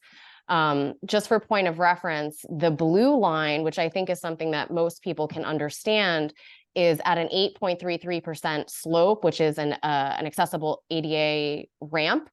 And the proposed grading, which is kind of the prevailing scheme around the site, is at approximately 48.7%, which is very severely sloped. and will essentially just send deluges of water down towards the wetlands and the abutting properties. Because of the wetlands, these buildings and their parking lots are hugging the boundaries, i.e. it's pushing them very, very close to the abutting single detached residential homes, which, as many neighbors have already expressed, are already experiencing flood conditions. These are images taken from my property at 1131. This is some of the greenhouses. You can see the water there. Okay. Then this is an excerpt from the Kingsmark report, I think from 2006. I just want to flag some of these excerpts here, where they discuss the direct correlation between the density of impervious coverage and water quality. Now, from what I've reviewed, the applicant has not provided coverage calculations for the initial full set of site plans or some of these alternate schemes. I admit, I'm not sure if Naugatuck requires that wetlands is deducted from the overall net area or acreage of the site to tabulate coverage calculations. But even if we do not deduct, rough estimations are that the buildings and parking lots surmount to about 8.5 acres of impervious coverage. With the site being 35 acres, you are looking at about 24% coverage. Now, these are plus or minus calculations. I did quick area calculations. Now, if in fact you have to deduct wetlands from your coverage calculations before you tabulate, you're at 40% coverage.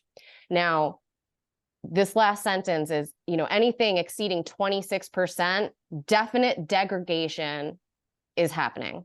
So there's that.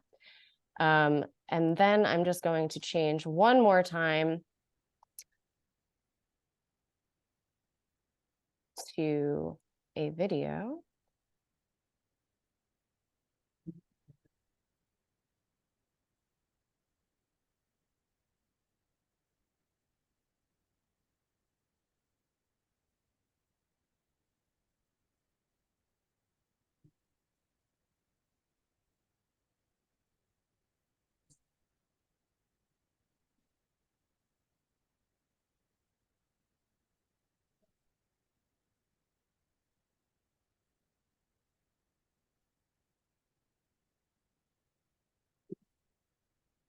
So that represents how this property performs under rain conditions. And I've observed this type of flooding, as have many of us, numerous times since living here, since 2019. I am severely concerned about the conditions on site and what they're going to do to all of our properties when all of this additional impervious area is added. We're going to be flooded out. And I know that there are other recent developments in the town of Naugatuck where existing property owners are now suffering from flood conditions, and the town's response is that they can't do anything about it. And I do not want to see that happen to me or my neighbors. Respectfully, please deny this application, and I will show up at every meeting and say that. Thank you. Thank you.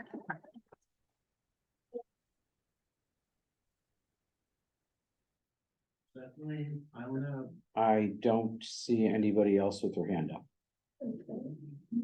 Nobody else on Zoom? Nobody else, no other member from the public? Okay. Do go again? I am going. Hi, my name is Louis Gregory of 1075 River Avenue. Did everybody take a note of that little white car that was in that? I've seen water up to that middle of that door. I lived there my whole life, 64, something like that years. And I've seen that river at least 2 or 3 more feet higher in my time. And I know, and I watched the bridges get washed out. I watched the bridges 7-Eleven actually overflow the bridge onto River Avenue. And I seen the culverts all get washed out. And I can tell you that river that you think was raging out You should see it, we get a couple more inches of rain, that thing is screaming. I went over to the bank to look, I was like, oh, I actually walked and I stepped back. I was like, wow, this thing's screaming. And I was like a little scared, cause I was ready to take my race car out of the garage and put it in my neighbor's yard. Cause I thought I was gonna take my bank out. That's how fierce that thing gets. And that was the time that washed out everything. Literally, the bridge is 7-Eleven, if anybody knows where I am. It went up over the bridge, through the guardrails, onto Robrado. And then it continued down. That's how bad it was. Now they're talking about this nature stuff happening. I guarantee it's gonna be like that again. The water runoffs on those roofs, the new buildings proposed, monstrosities, the water runoff just on those in that parking lot. And who's to say that these one bedroom Vista apartments aren't gonna have a married couple in them? So now they have to propose another car, so there'd be 2 plus 1, plus they're probably gonna be handicapped in there. Gotta have people to work for them, gotta switch off the, but it's just insanity. And I mean, you know, and I seen that wetlands a lot worse. That was just the beginning. We played there, as you know, I spoke of this before. We played there when we were kids. Terrible. It was up to that door, maybe like almost halfway up. That the pasture door, you see, I'd seen the water go up there, so it was maybe 3/4 more out all the way around. This guy's yard he was talking about, that gazebo, might not have been there at the time. Buried. That part of the parcel, buried. The river was screaming from there, not just, you see it going up like this, screaming. So I would really not like to see this for the wetlands, but I don't understand the whole concept of this even being proposed. Seriously, you're gonna put, I can't quite say general datacom buildings, but you're gonna put 8 of those. Plus, the other part where Brad would have been open up. There's no way they could put anything in that area without impacting a lot of the wetlands, because you see where they go. Building gate be buried. The other buildings be right up to the door. And then you see they gotta dig, who knows how deep, with those monstrosity garages under the buildings, before the building even starts. So they gotta go down 15 feet, 10 feet around the edges of that to put the foundation forms in. It's a tragedy. And where are they gonna put all that dirt that comes out? They're gonna push it over around and cover the wetlands with it. If they're gonna do. And then that stuff that comes out they were talking about, it's all gonna end up in the river. There's no way that they could do anything of this monstrosity. They can't do it. It just is impossible. Thank you. Thank you. I'd like to take all your time up there. Won't have to kick me out twice.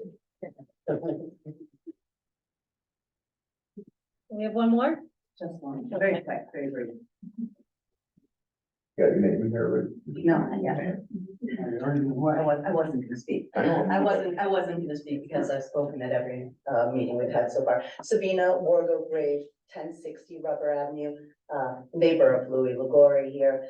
Mr. Trinkus reminded me of something this evening, as did Louis, with his description of the stream conditions behind his home, where it is more concentrated into an actual stream bed and not spreading out as happens in our meandering meadow up the street.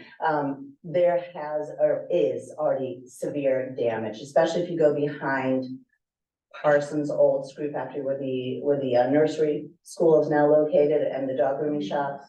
The roots are all exposed. They're all washed out. This has been happening over a long period of time. Obviously, it's going to continue to do so. Additional construction, obviously adding to the current of the brook. I had completely forgotten that. And the other, I just wanted to make that a point that this particular site does not stand alone. It impacts everything downstream as well. Thank you. Thank you.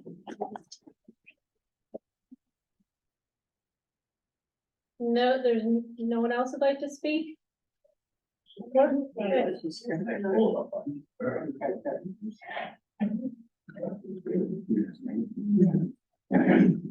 Hi, Robert Barker, 129 Web Road.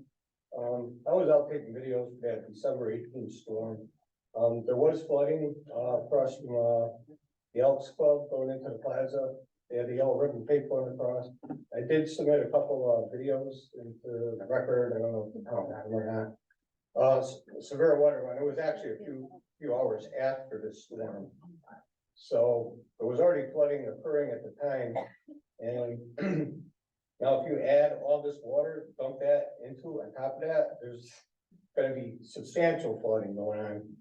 And now if you take this, I don't know if anybody traces this brook, Long Meadow Brook, all the way up to, it all starts at Long Meadow Pond. Everybody knows the size of Long Meadow Pond. It's huge pond. It's got bridge going across. There's another portion of it.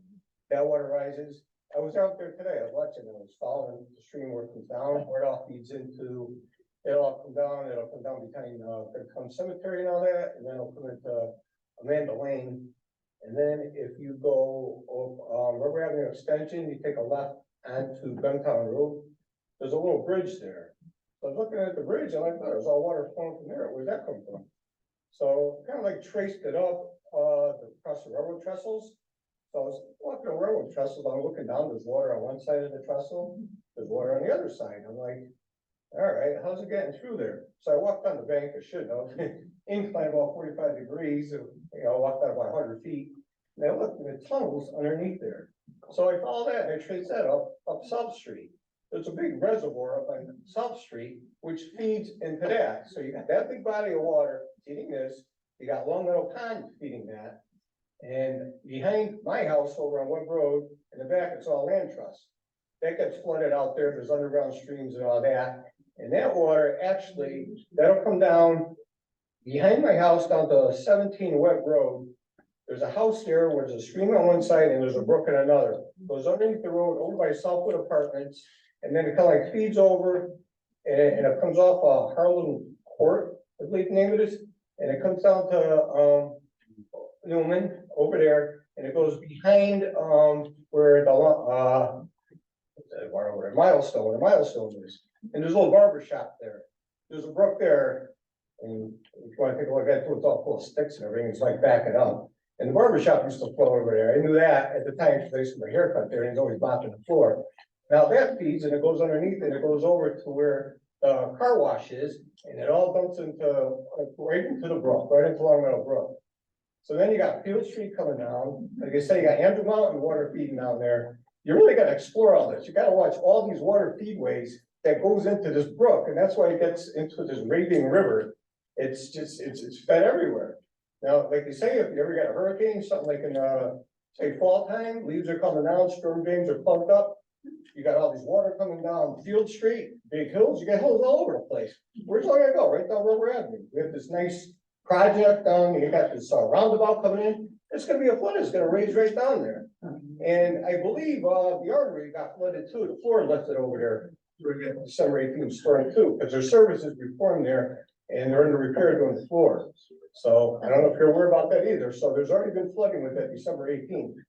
And in my opinion, where this proposal is, where all that water is staying right now, it's protecting all this flooding because it's just held back. But if you take that and you just dump it into these rivers, forget it. I mean, the whole time it's gonna go flood. It's gonna go straight down River Out. Where else is it gonna go? You got all the brooks going along the side too.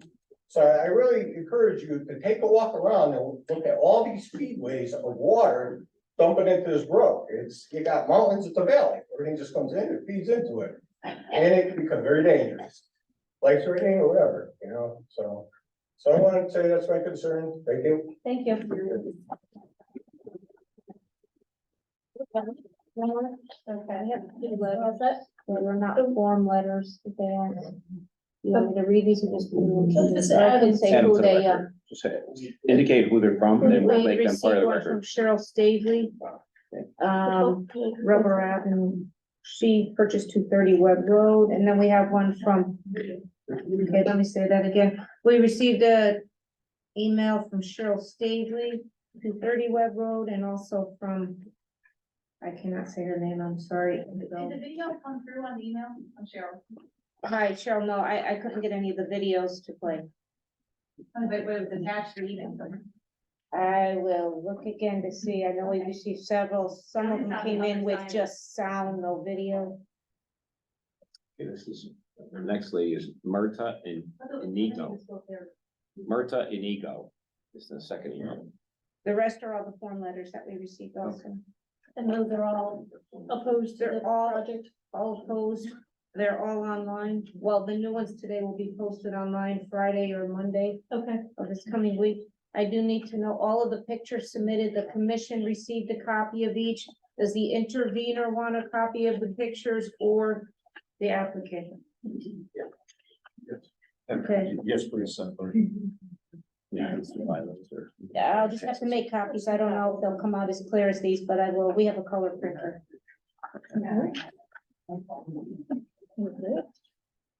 Actually, you have a question? I just have a couple questions. I know people have talked about the parking space issue a few times. Jim, can you tell us the amount of parking spaces on the plans, the proper number? That's gonna be a zoning question. Well, I know we talk about it being a zoning question, but if zoning says we need more, where are we gonna put them? That's my concern. Actually, our zoning regulations need to be updated. The state has reduced the minimum amount of parking or the Maximum. maximum. So we need to work on our parking regulations. I think ours are too high at this point. So, but for this application though, I mean, what are we gonna go by? Because that could mean they might need to add more and that would mean. If they needed to come. They would have to come back. Come back to us. So the answer is that we would consider the application as it's presented with the number of parking spaces that's provided. If there is additional parking required that may have an impact on the upland review area or any of the wetlands watercourses, they would have to return to this commission.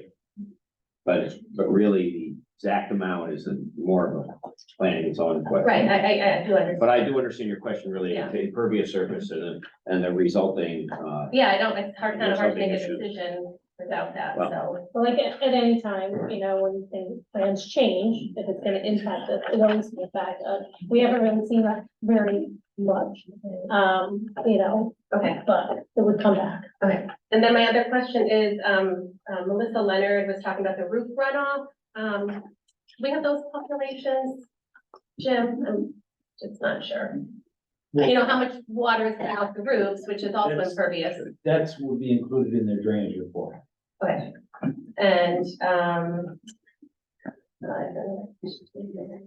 oh, can we make sure that the pictures, that were submitted tonight of the flooding get submitted to Southwest when they're doing their review, please? Any other commissioners have any questions? No. I have a question for staff. Can I? Yes, please. Can I ask publicly? Yes. Southwest is, when they're doing their review, do they staff a soil scientist? I don't believe so. So when they're giving us I'm not 100% sure. can we just indicate what the? Use the mic, please. I'm sorry. It's on. My question to staff was what are the credentials of the Southwest Soil and Conservation Service? Whoever the responder is to our correspondence. I'd like to know if anyone down there who is commenting is a soil scientist, registered soil scientist, or a professional engineer. Wetlands decisions and criteria for determination rest to a large extent with professional determinations, and that's the basis for my question to staff, other staff. So Laura, if you could find that out, I appreciate it. Thank you. Thank you. One question, please. Very quickly. Yes, thank you. We couldn't get the videos. We could not get the videos loaded up. Okay. Is there something we can do about that at town hall? You can email it to Laura. We did. No, and they wouldn't load up? No, there was a lot of them that They're too didn't load large. up. They're too Oh, large. the files are too large. So you they can try have and to break do it their down. Zoom. The public hearing is still open, so there's you have another month to try to figure it out, perhaps with our town. Yeah. We were just requested today at 2:00 to put these up, and that was I didn't have enough time to work with any IT to really get the. We do have an IT department, the town does, so At there may 2:00 be time to try to resolve the technical issues, and I think the next period. And of it's time, not our IT We can do that, department. maybe. Well, but we might be able to use it. It's IT up here I have to use. Oh, the high school. Yeah, Oh, this right. isn't our IT department. We're limited to what we can do. Another layer of dilemma is that this is the Board of Education department, and so we are governed by their rules. Thank you for reminding me that. That's right, we're not in the town hall. And I just want to mention that, you know, it's very difficult for us to review things properly, for staff to review it, or for us to get it when we're handed in like a couple hours so close to the meeting time. So it's, you know, as early as possible is appreciated. I understand some things are typically out of that control, but just to let you know that we may not be able to review that in a timely manner when they're submitted like that. So we typically. I agree, and I understand, and I, wanted to get it earlier, but, we had a problem getting the pictures loaded and the videos as well, but we'll work hard on it. Thank you. Thank you. Typically, we, put the packets out. Typically, we, deliver our packets 1 week before, so we like our information a week before the meeting. I mean, I understand sometimes we do have circumstances where it can't be a week before, but we prefer a week. I have a quick question. Were any of the, excuse me, Sabina Wargo again, were any of the commissioners, this is a very sensitive issue, were any of the commissioners out there to witness some of this flooding while it was occurring? I don't normally go, you know. I didn't see the flooding on the site per se, but I saw flooding around town. That would have been, as a result of that Long Meadow Brook pond. Direct visual impact. No, I mean, that. It will tell it all. Thank you. I don't think you can't not be a Naugatuck resident and know that there's flooding in that area, so. Well, I'll be honest, I lived there, but I never stepped onto people's property Yes. until this time. Right. And so, yeah, it did have a much larger impact to see that in person. Can I make a suggestion about the videos? Is it possible for anyone who has taken a video to upload them to their own YouTube and send the town a link? And then we can just watch it on our own time as well? I don't think you can do that. No, you have to, what happens? You can't do that on your own No, time. you can't. You have to make it part of the public record. Yeah. No, but you can access the public, the same way anybody else can access the public. But it has to be part of this record. It has to be, somehow the town has to be able to accept it, make it public, and then all the access is from that. Okay, all right. Ned, the best way would be if they could get someone to be in a location where they have good service and log into the Zoom meeting and share their screen and play the video. Like we did with Dave tonight. Dave had access to here. The problem we have with thumb drives, people are asking, can they submit a thumb drive? Our IT department will not allow someone else's thumb drive to plug into our devices because of the ransomware issues that are going on. Security issues. It's security based, so we can't just take something from you and plug it into our computers. Just open a Google folder and just open it to anybody that wants to go in, and then you guys can look at your Google. We're not IT. We can only do what IT tells us. We'll work on it though. I'll volunteer to use my Google if you want, so I got no problem, you can use all my space. Is there, you have? One more. I have a side comment. The town has been doing a lot of things, and it probably was not done by any of the people who were here. It was done long before they ever arrived. But that portion of Long Meadow Brook had quite a few series of dams and ponds all the way down to downtown. The towns and some developments have worked and steadily removed those. Like the one in front of 933 Rover Avenue. The town thought it was a danger to the children because they could fall off and drown. Well, the water isn't that deep there, but somebody had that bright idea. So they knocked the dam down. Well, guess what? Now you don't have any storage to hold anything back. Next thing, with the dam gone, the water goes faster. Now, if you look by the bar that's there now, I forget what the name of this.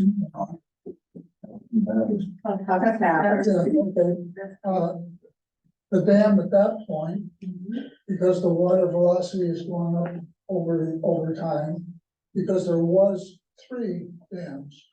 There was one up by me and back of Parsons' old building, which is the daycare center now. That dam was busted through.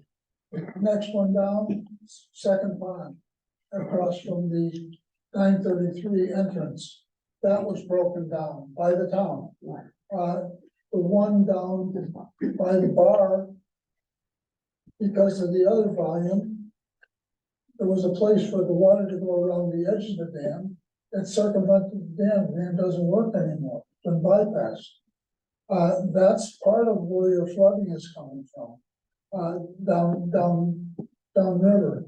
And adding to that flooding is the pond down further, where it used to be a swimming hole. And now it's just backfill, the water's only about this deep. And down by the town garage, just below it. That's no longer a pond. And everything just falling down. The next thing you're gonna have that thing is washing out underneath the bottom of the goddamn building down there. Because that's where the water goes, is under the building. Somebody should really pay attention to what they're doing, because, you know, where your thumb goes, your hand goes, and then everything goes, and that's what you're doing. It's just, you can look at something, and somebody may drown, but in the meantime, you're gonna drown the whole town. Could you just make sure your name and address are on the sign-up sheet, please? Yeah, it's already been on the record, so it's the wrong number. All right, okay, 1058, thank you. and 1060, and 1056. Thank you so much. So we had mentioned before, we will continue this public hearing till next month. Our next meeting is February 7th. The public hearing will be, this topic will be at 6:45 p.m. So you're all welcome to come on back. So thank you very much for all your comments there. Greatly appreciated.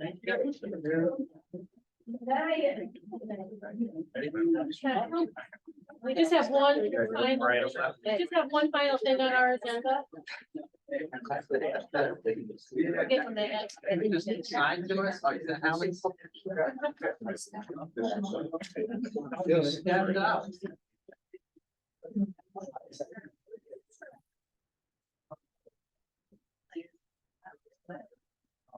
Yeah.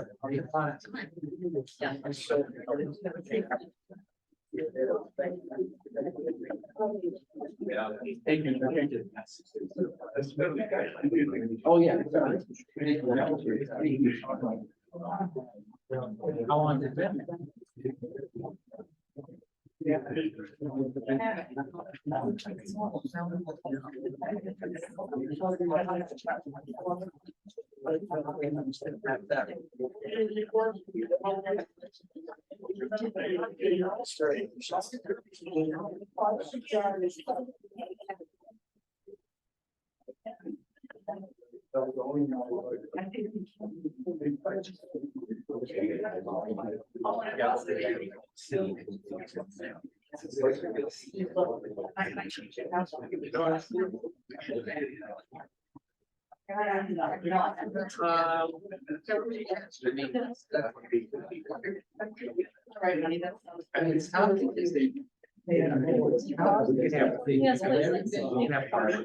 Thank you.